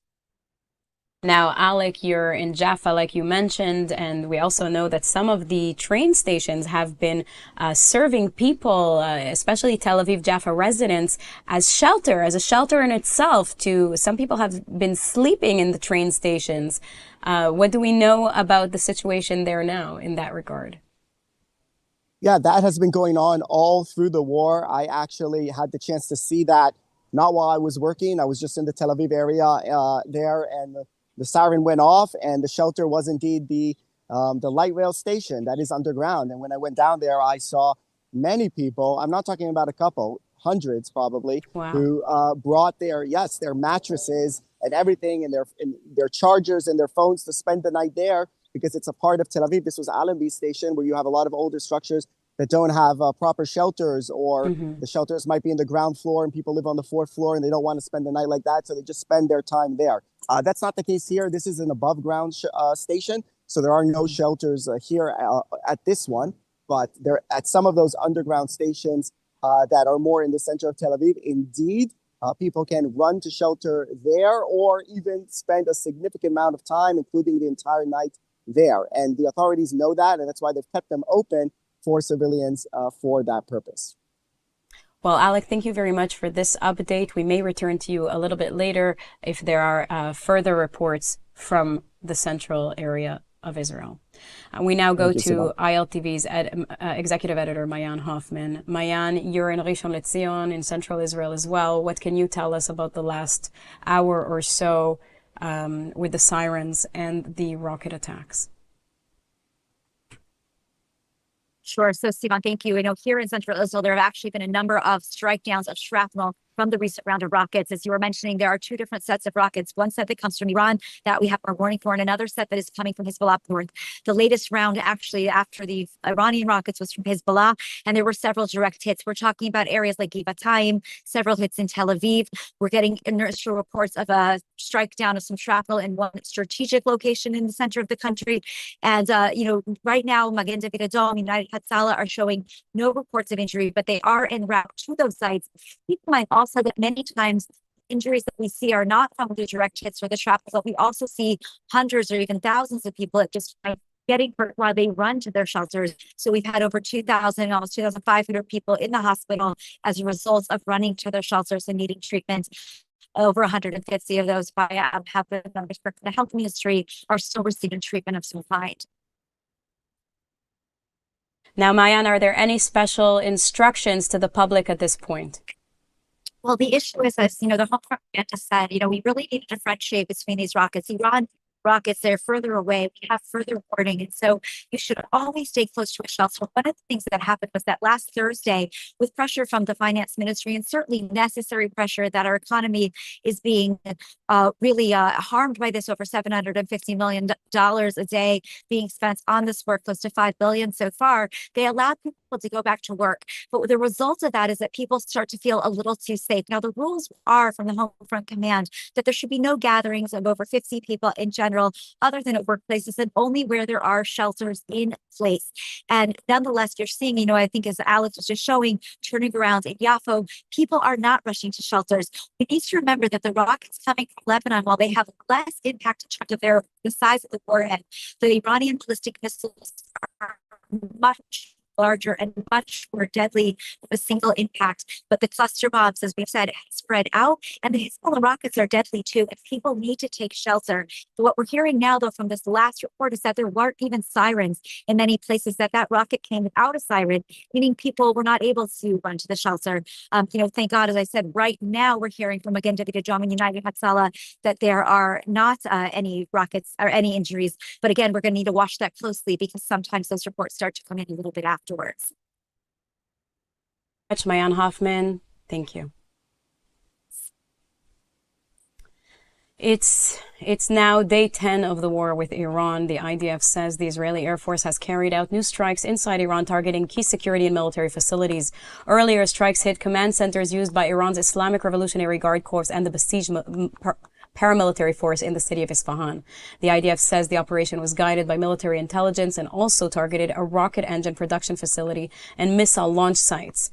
Israel says it has dealt a significant blow to Iran's military command structure during a new wave of airstrikes. The IDF says the Israeli Air Force destroyed the headquarters of Iran's Islamic Revolutionary Guard Corps Air Force in Tehran. The strike is part of a broader Israeli campaign targeting Iranian military infrastructure, including missile sites, command centers, and strategic facilities linked to the Revolutionary Guard. The IDF confirmed that a number of top Iranian leaders were killed in these airstrikes. The IDF spokesman said the facility was used to direct missile and drone attacks against Israel and other countries in the region. Here's what Secretary of State, U.S. Secretary of State Marco Rubio said about the joint U.S.-Israel operation. I think we are all seeing right now the threat that this clerical regime poses to the region and to the world. They are trying to hold the world hostage. They are attacking their neighbors. They are attacking neighboring countries, their energy infrastructure, their civilian population. They're attacking embassies. This is a terrorist government. This is a terroristic regime. And we are seeing them conduct terrorism using nation-state elements, using weapons like missiles and one-way attack drones. And the objective of this mission is to destroy their ability to continue to do that. And we are well on our way to achieving that objective every single day with overwhelming force, with overwhelming precision. The military, the United States military, the men and women in uniform are conducting an extraordinary operation. Iran's Assembly of Experts has named Mujtaba Khamenei, the son of slain Supreme Leader Ayatollah Ali Khamenei, as the country's new Supreme Leader. Iranian state media reported the decision Sunday, days after his father was killed in the opening phase of the U.S.-Israeli military strikes. Mujtaba Khamenei, a mid-ranking cleric, has long been seen by elements of Iran's power structure as a possible successor and is believed to have strong backing from parts of the powerful Islamic Revolutionary Guard Corps. Iran's ideology has historically rejected hereditary succession, but the appointment of Khamenei's son means the family name will remain at the center of Iran's leadership. Reports say the announcement was delayed for security reasons amid fears that the new leader could also become a target during the current war. Meanwhile, Israel issued a direct warning on its Farsi language account saying anyone involved in appointing or supporting a new supreme leader could also be targeted. U.S. President Donald Trump also commented on the succession, saying Iran's new leader is not going to last long without Washington's approval. Trump told ABC News that the United States wants to ensure it does not have to face the same threat from Iran again in the years ahead. Now joining me now to discuss this new appointment of Mujtaba Khamenei is Orel Tobelem, Director of Research at the Forum for Foreign Relations, along with our ILTV correspondent Kalev Ben David. Thank you both for joining. It's a pleasure to be here. So Orel, I'd like to start with you. Who is this character, Mujtaba Khamenei? We haven't heard much about him. We barely could get footage of him because he hasn't really been out and about much. What can you tell us about Mujtaba? Well, look, Mujtaba Khamenei is possibly right now the most dangerous man in the world. He appears to be driven by quite a millenarian worldview. He interprets politics mainly through apocalyptic prophecy, and he believes that he has a personal role in accelerating what he calls the end of history. Now, unlike his I dare say, more pragmatic father, Ali Khamenei, who was eliminated in the first strikes that sparked this conflict. Mujtaba Khamenei has been portrayed as highly ideological. He's very calculating, but he is also a behind-the-scenes power broker these days. He has real estate portfolios across the West that are valued to be in the hundreds of millions, including a London property portfolio managed by a certain Ali Al-Ansari, which is estimated to be £100 million. Mujtaba Khamenei has very deep roots in the West, and what is extremely concerning is that he seems to be psychologically deranged and very ideologically consumed. Whether that is going to have an impact on how he leads Iran, if he leads Iran, there's still the possibility that he might be eliminated, is yet to be seen. But right now, this is a very dangerous man.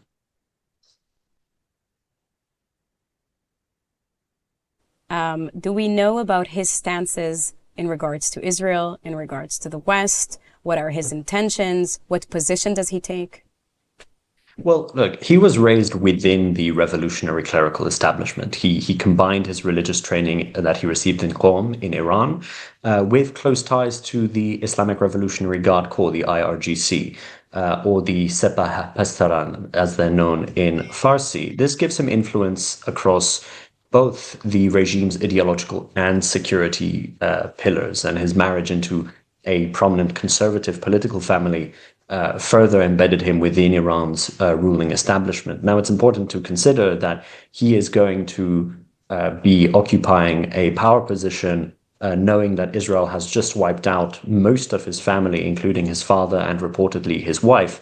And so he is, if already he was anti-Israel along political lines, now they are going to be very deeply personal. So, as I said, this is also going to be very dangerous, not only for the Iranian people, but for all surrounding neighbors. The fact that Mujtaba Khamenei is now leading Iran also gives him an undue degree of access to what is called the Beit al-Rahbari, or the office of the Supreme Ayatollah, which numbers about 4,000 employees and 40,000 affiliate members. This is a network that was painstakingly built by Ali Khamenei over 4 decades, which now is in effect in control of the entire IRGC and all of the mechanisms of Iranian governance. And Mojtaba Khamenei now, if he has been elected and he is certifiably alive, he is one of the most powerful, if not the most powerful men in Iran. And as I've said, the most dangerous man in the world. Now, Kalev, I'll ask you this. Yeah. Trump said that any new supreme leader will have to be accepted by him or else. Now, that's quite a threat, and we know that Trump knows how to do that. He knows how to threaten. How do you believe he'll react to Mujtaba's appointment? Well, I think Mujtaba it would be very wise to spend whatever time he may have left in this world in the deepest bunker that they have in Iran. Just adding what Earl said, he's not a figure, this man is not a figure known much to the West and even apparently to much of the Iranian people, but he's known to the IRGC. I mean, he was as was said, he spent a lot of his time, he actually served in the IRGC. He's not doesn't have impressive clerical credentials, even less apparently than his father. But I think his we don't even know exactly how much influence he's going to wield in the current power structure that exists in Iran. But his selection definitely sends a message. It sends a message that it is the IRGC now that is fully in control of Iran, outside of for whatever remains of the civilian government, or even more established clerical figures.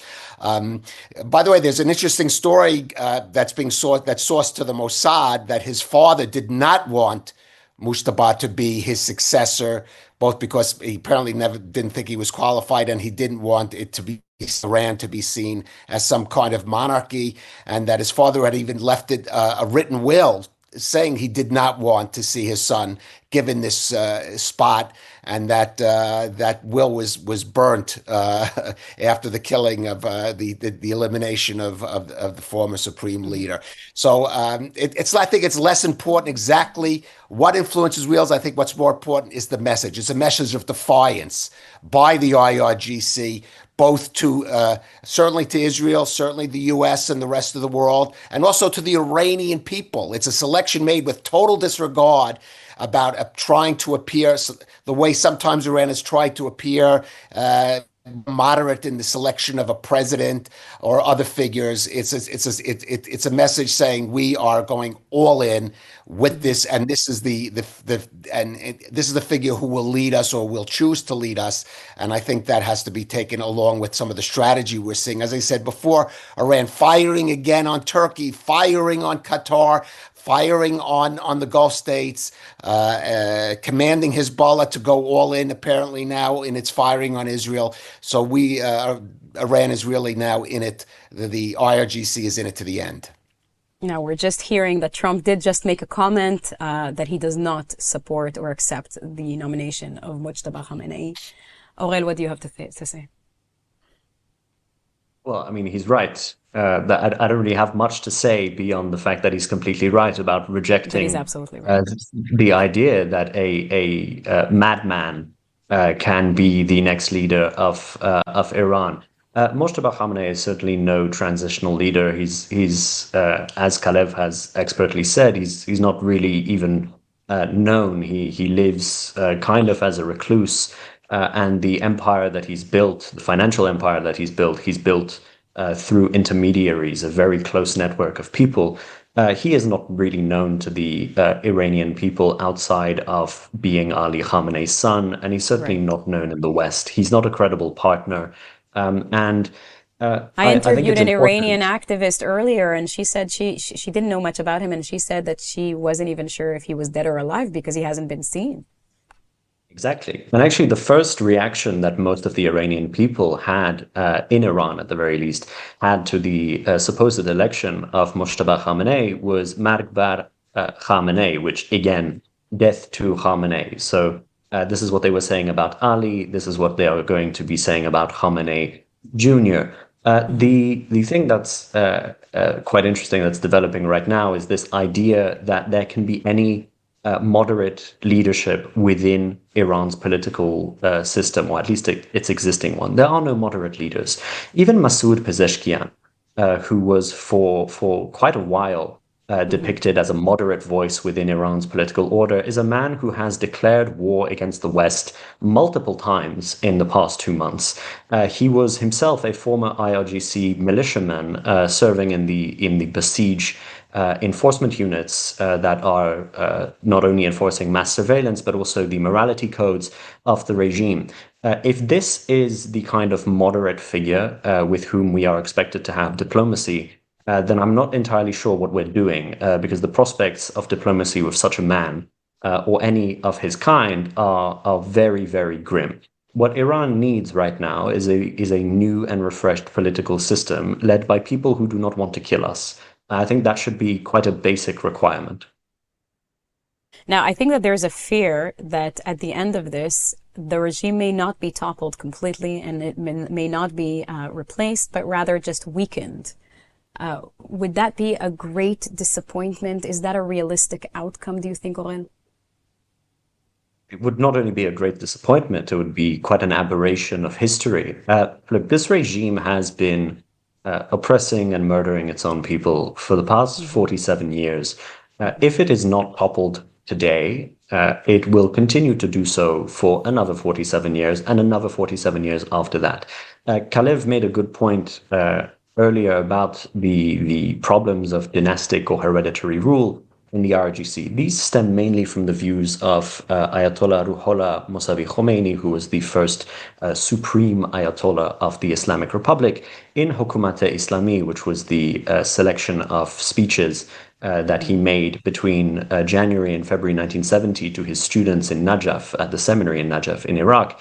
Well, he very highly criticized this monarchical dynastic rule that had been employed by the Pahlavis at the time, and he very strongly advocated against it. One thing that we are seeing right now is that the election of Mojtaba Khamenei signifies an unraveling of the Islamic Republic's central ideology and its procedures. So I don't envision a world in which this regime is going to continue. But the only way in which it can is if it is artificially supported, and if it is given any kind of life support, then the plug must be pulled.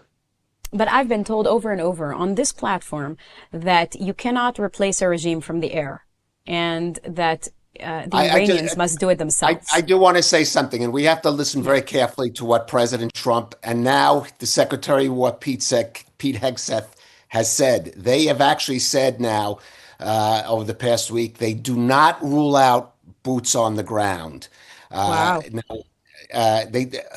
Very few people expect to see. Certainly, the U.S. is not going to put in any kind of occupying force after the experiences in Afghanistan and Iraq. President Trump even run on that. But in terms of even if they're even talking about that possibility, somewhere there's a contingency plan, maybe even just to set forces down in order to some way assist or organize anti-resistance forces. I'm not saying this is going to happen. I'm saying, though, you can imagine that these kind of contingency plans exist. So I don't think we should necessarily just accept the fact that this is solely going to be an air campaign. There could be surprises up our sleeve. This whole experience with the Kurdish forces, which people didn't anticipate, and now they seems to have been backed out from. So I wouldn't assume necessarily we're only going to see, as we've said, what we've seen until this point, an air campaign. Aurel, what do you say? I think Caleb is right. I think that we shouldn't rule out the possibility that the US might get directly involved kinetically outside of the aerial offensives that it's already conducted so far. We've talked about Kurdish militias. I'm concerned about Kurdish militias, though, largely because any leadership that would assume a post in a post-regime order is going to insist on the territorial sovereignty of Iran. And that means ensuring that there isn't separatist activity in Iranian Kurdistan or in Iranian Azerbaijan or in Balochistan or in Ahvaz. There is no use, to me at the very least, in freeing Iran if it is then going to be broken up into smaller chunks that have nothing to do with each other. That would simply be defeating the point, and it would be defeating the point for the majority of the Iranian people who would like to see a free Iran and not a free 50% of Iran. Orel Tobelem and Caleb Ben David, thank you very much. Pleasure. Thank you. The IDF has released the names of 2 Israeli soldiers killed during operations in southern Lebanon, Staff Sergeant Or Demri and Sergeant First Class Maher Qatar, 38, from Majd al-Shams, who were killed yesterday during fighting near the border. Their deaths come as Israel intensifies its air campaign against Hezbollah targets across Lebanon. The IDF says a precision strike in Beirut killed 5 senior operatives from Iran's Revolutionary Guard Quds Force and Hezbollah. The strike hit a room at the Ramada Hotel in the seaside Rawalche district of the Lebanese capital. According to the military, those killed included senior intelligence and financial figures who coordinated operations between Iran and Hezbollah, including a key operative responsible for transferring some $770 million from Iran to Hezbollah over the past year. The IDF says more than 100 targets were struck across Lebanon in the past 24 hours, including Hezbollah command centers, weapons depots, and a training facility belonging to the group's elite Radwan force. Meanwhile, communities across northern Israel continue to face heavy rocket fire, with residents moving in and out of shelters as sirens sound throughout the day, and just now, even here in central Israel, by Hezbollah rockets. Now, joining me now is Dr. Nir Bombs of the Moshe Dayan Center for Middle East Studies at Tel Aviv University. Thank you, Nir, for joining. Good to be here. So we're seeing these 2 soldiers who were killed yesterday. Do we know what went wrong? Do we know what we learned from this? Is Israel preparing for a larger scale military campaign with boots on the ground inside Lebanon?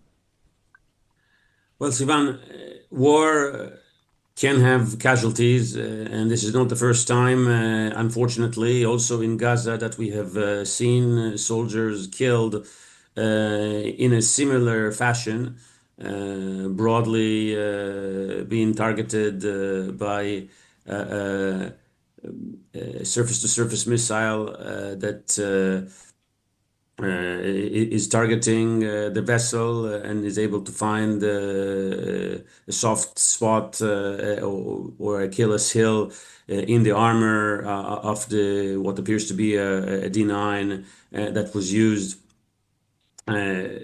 This is a part of beginning of a campaign in Lebanon. Hezbollah had made a decision, partially on its own and partially to the request of its patron, Iran, to enter the war. The IDF was prepared for that and decided to push hard. This is where we're at.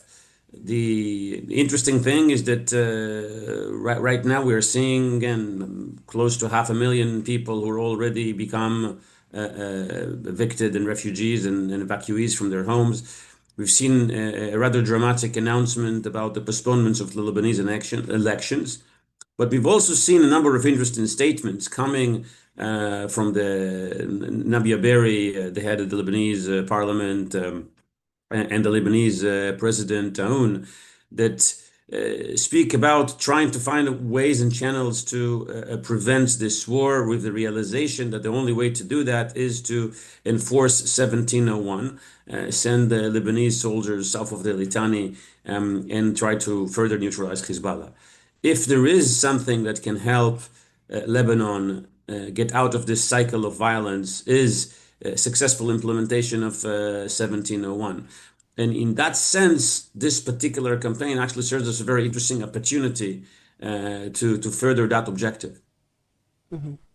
Now we're seeing that residents of the north have been in and out of shelters constantly. And, you know, in the north here in Israel, they barely even get a warning. The siren goes off as the rockets are launched or as they strike and hit.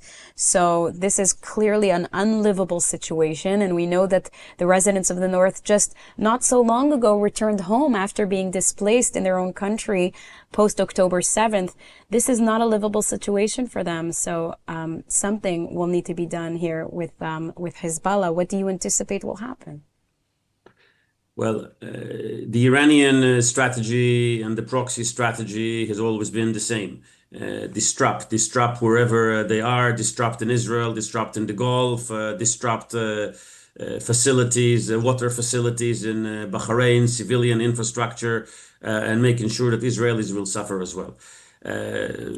Israel and Israelis, I think, understand this. There's been some arguments inside the country about the Home Front Command policy that attempted to put additional releases or to ease the restrictions at a time when obviously there are many bombs being sent. But there are really two ways to get Hezbollah away.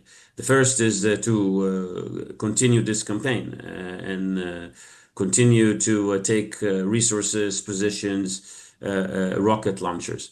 And the second is to further push the Lebanese to do what they were supposed to do. This is an ongoing thing. This was not successful for quite some time. 1701 is not a new decision. We've had similar decisions. Hezbollah, in theory, is not supposed to operate south of the Litani. But what's true in theory is not true on reality. And right now, I think we need to give this campaign a little bit of time in order to push Hezbollah out. The residents of the north deserves this, Israel deserves this, but also Lebanon deserves it. And that's probably the more interesting part. And if you're going to have more Lebanese leaders who will become more committed to this and will try to get Lebanon finally stand against Hezbollah, and particularly people like Nabi Berri, who represents Amal, another important Shia faction, a veteran leader, 86 years old, and if he will take a different line, we may be able to see something different in this war-torn and war-stricken country. We did see that the IDF ordered an evacuation from southern Lebanon and also the Dahya area of Beirut. How are the Lebanese responding to this? I'm able to speak with some Lebanese directly and indirectly, and it seems that this conflict between Hezbollah and Lebanon is becoming a little deeper. I think you hear many Lebanese who are saying, we would like to live in Lebanon. We do not have a grudge or a war against Israel. We do not want to pay the price for the war that Hezbollah and Iran had launched. And I think this is one of the most important now debates in Lebanon. Hezbollah attempts to position itself as the shield of Lebanon, as the protector of Lebanon. But what kind of a protection it is when 500,000 soldiers, so 500,000 civilians need to leave their homes, and when there are bombs in your own nation's capital. It means that Hezbollah is not able to shield, not able to protect, and also that many other Lebanese needs to pay the price for Hezbollah's decisions, many of which come from Tehran. And that's the real debate in Lebanon. And if this debate will actually yield some more decisions about what Lebanon and the Lebanese army, how they will act vis-a-vis Hezbollah, then Lebanon may become a bit more of a peaceful place again. We're actually getting some word that there's a piece of shrapnel which was discovered in the southern Galilee in the north. So in discussing the north situation, this is very relevant really to these very moments as we speak. I also want to note that the soldiers currently, the troops, the Israeli troops currently fighting and about to enter southern Lebanon, they were in high school when the war began on October 7th. And now they are to be the soldiers who will be dealing with Hezbollah this time around. Well, our country had seen its fair share of wars, and since October 7, the 7 different fronts have not completely been over. We are now seeing another chapter, hopefully the last chapter, in order to bring a new status quo and a new balance to the region. I was one of the people who was in uniform right after October 7, and I see and feel everything that has to do with this war. I also understand, just like many of us, that we need to finish this. and we need to help the region move into another chapter. Hopefully, this is not just going to be about kinetics. It's also going to be about diplomacy and working with people in the region and in Lebanon who believe we can do this differently. And I think a lot now depends also on the Lebanese leadership. And I think what we've heard in the last few days is actually interesting, because you've heard statements from the Lebanese leadership that they understand the need to do something when it comes to this conflict with Hezbollah, and they understand they cannot stand idly by and let Hezbollah drag the country to another very long and painful war. Mm-hmm. Well, Dr. Nir Boms, thank you very much for this valuable input and for your interpretation. Thank you. Thank you very much.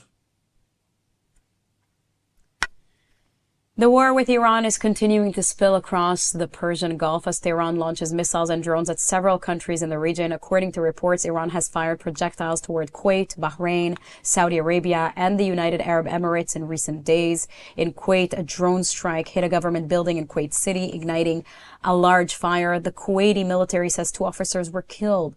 In Bahrain, authorities say an Iranian drone damaged a water desalination plant, a critical part of the country's water supply. Saudi Arabia says its air defenses intercepted a drone east of Riyadh, while a ballistic missile fired toward Prince Sultan Air Base exploded in an uninhabited area. The United Arab Emirates says most of the missiles and drones fired toward its territory have been intercepted.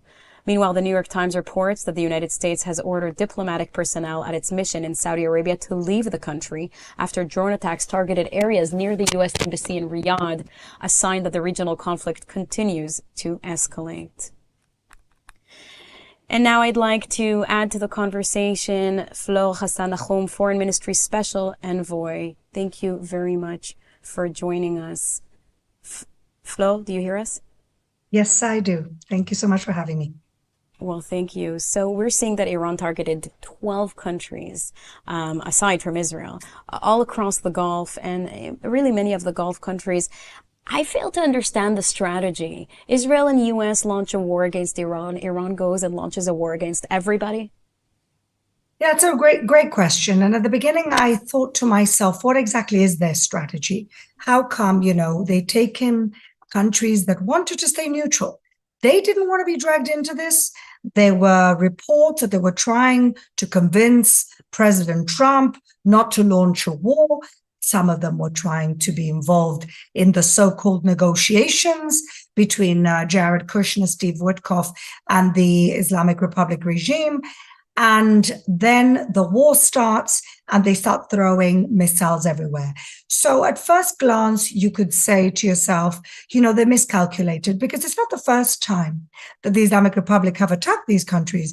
Remember, the Islamic Republic has attacked the UAE and they've attacked Saudi, but it was always very pinpointed attacks, also plausible deniability through proxies. They were fighting a proxy war with Saudi and the UAE in Yemen. They were fighting, helping in another proxy war in Sudan. So it's always been with plausible deniability, very pinpointed, but not like this. So at first glance, you say to yourself, well, this is bad strategy, because they're not just targeting military installations. They're not just targeting US bases. They're actually targeting civilians. They're actually targeting tourist spots and hotels. And what are they thinking? And how is this any way going to help them? So at the beginning, everybody thinks, okay, so they attack Saudi, they attack the UAE and Saudi pressure the United States to stop attacking the Islamic Republic of Iran. But because they went really, really big on attacking these countries, they've, in my opinion, overplayed their hand, that now they've turned these neutral countries, there's 7, 8 of them now, they've turned these neutral countries into countries that are now hostile. So they've created more enemies. But then you could look a little deeper and think to yourself, well, what else are they trying to achieve? And what they're really trying to achieve is as much chaos as possible so that the world economy cannot sustain this, so that the price of oil goes up, so that the Straits of Hormuz are places that no ship wants to go through because they're scared of what might happen, so that insurance companies won't insure ships going through the Strait of Hormuz. So in a second glance, you could think, well, maybe they're not that stupid. It's not that they're turning all these people into enemies, which they've now done. It's that they want to create chaos so that the world markets go crazy. And that's what brings the Americans to stop the war. Well, that's quite a strategy. I'd like to have Daniel Roth join the conversation. Daniel is a research director at United Against Nuclear Iran. Hi, Daniel. Greetings. So, Daniel, we're discussing here how Iran targeted the entire Gulf area, the Gulf region, with so many Gulf countries attacked. Now, I'm hearing that the Iranian president did say they came to an agreement not to target the neighboring countries or to stop targeting the neighboring countries. But then here we see more drone strikes and additional attacks. Is there a discrepancy here in the leadership or between what the president says and what the military actually does, what the regime does? That's right. President Pezeshkian offered a kind of semi-apology to his Gulf purportedly Muslim neighbors and brothers around the region. And yet, within a couple of hours, Iran had launched more missiles, more drones, including ballistic and cruise missiles, to its purported Muslim friends and brothers. I don't know about discrepancy, because we should recall that the regime really, in terms of big foreign policy decisions, the president is not part of it. He's not really part of that decision-making apparatus. There's always this Western misnomer that the president, it matters who the president is. It matters who the supreme leader is. In terms of who actually is in charge, it looks like there are two main chaps, Larijani and Galabaf. There seems to be dividing decisions, political and military, respectively. So yes, I mean, there's fissures if you look down, but the ultimate decision-making is still with the two hardline IRGC, these true regime insiders. But as Fleur said, as Fleur kind of said, it was I would still say a very big strategic miscalculation. But on the other hand, if you're looking at it from an Iranian perspective, they really didn't have that many options. Recall a couple of years ago, it was all about this ring of fire, their terrorist proxies, they would do huge damage. Well, they were, I don't like to use the word decimated because it's slightly wrong, they were decapitated and severely degraded through Israeli, mainly Israeli actions. So that's kind of where I see things at the moment. Now, we saw Dubai airport was targeted. We saw hotels. We know that the UAE has said they will join the fighting officially. This surely will have an impact and have a price, not just for Iran, but even the UAE. Dubai's airport is a major international hub. There must be a lot of losses, even financial losses. Flor, what do you have to comment about that? They probably is, but they're showing a lot of resilience, which is incredible. I've spoken to many of my friends over there, and they're resolute. They are proud of the fact that they've managed to intercept 90%.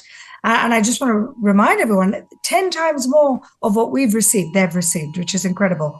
And they have intercepted 90% of all of this. They are remaining strong. They are, showing that life goes on. They've been incredible with the tourists that got stuck there initially. I've put them up in hotels. So they want to project business as usual. They are showing an incredible amount of resilience. But the friends that I'm speaking to in the Gulf are saying, good that we have the Abraham Accords to look forward to after this whole thing is over. So that gives me a lot of hope. Well, I'm glad that you have hope, and I'm glad to see the resilience even in the Emirates. Certainly, I can say that here in Israel, a lot of resilience is being shown, especially among the Israeli public, everyone I have been speaking to. People really are toughing it out, if I could say in plain terms.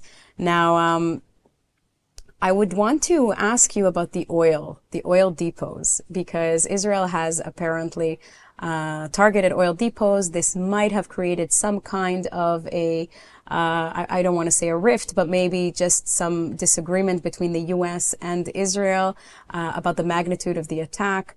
What do you have to say about that, Daniel? On the oil, I think it's important to recognize that Israel is targeting oil that is supplying IRGC entities. It's not looking to completely take out all Iranian oil reserves, which will have a huge long-term effect on oil prices, world oil prices. I expect this would be a temporary price increase. I think it went over 100. I think it even hit $120 for Brent barrel. But important to note, in any war, what do you need to do? You need to take out the fuel supply, those strategic supplies for your enemy's armed forces, and that is what Israel is doing right now. I think America, there were some initial reports that the US was a little bit concerned that the IAF was taking out these strikes, was taking on these strikes, but it's clear now that there is a distinction between the targets that Israel struck. As I say, it's the tanks, the depots that mainly supply to the IGC rather than tankers. And I think there was a little bit of mistranslation.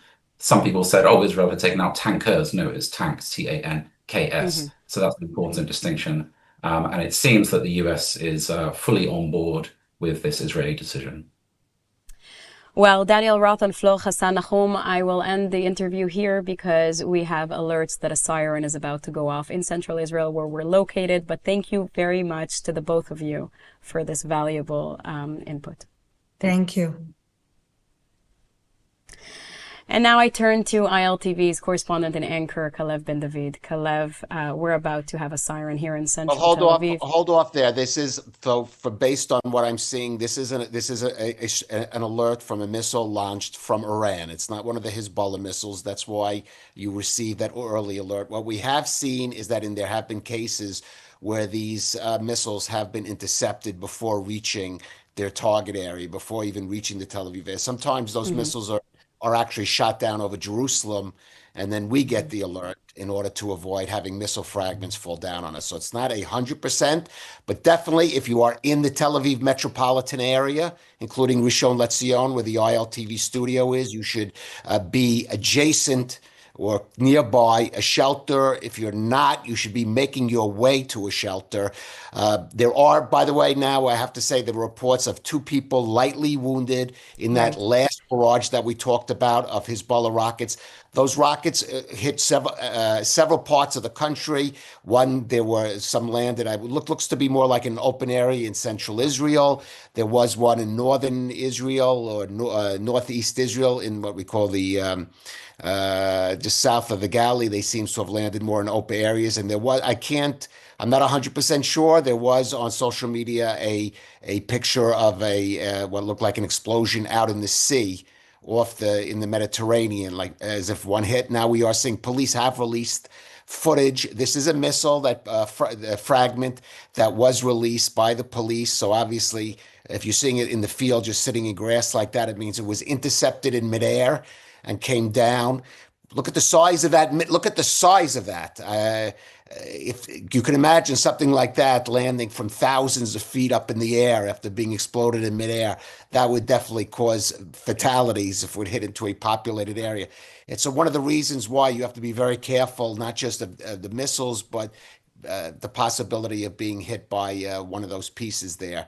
So, but only 2 people. Kalev, I want to add that we have some documentation of the IDF destroying the launcher from which those earlier rockets were launched, Hezbollah rockets. So we can see it on the screen right now. The IDF striking very quickly. Obviously, they were able to detect where those missiles had been launched, and were able to react.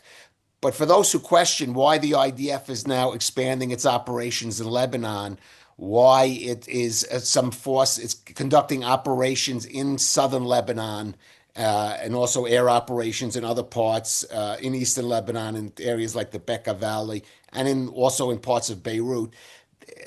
Remember, these launchers, these were all supposed to have been dismantled according to the ceasefire agreement signed between the Lebanese government and Israel last November that ended the what was the war basically Israel had with Hezbollah. These was the Lebanese government, the Lebanese army was supposed to dismantle those missile launchers. And obviously, this did not happen. This is why, because the Lebanese government had failed to live up to its agreement, this is why the IDF has had to act in these kind of circumstances. Now, do we know if there are any special instructions right now? Well, so far, no. Again, the instructions now are for people in the greater Tel Aviv area to stay by their shelters. Again, you may hear sirens at any moment now, Sivan, but it's not 100%. I hope that it is not. But I'm going to repeat kind of what was said earlier, that what we saw today was at least one Israeli killed. All right, well, there is some things coming in. I'm going to just check and see what the latest is. We did see some serious incidents because people did not make their way into the shelters. We don't know if they were working in an area where there was no, there's nothing right now. Well, I just got a message that the incident has ended. Okay, so that was because it was in your area.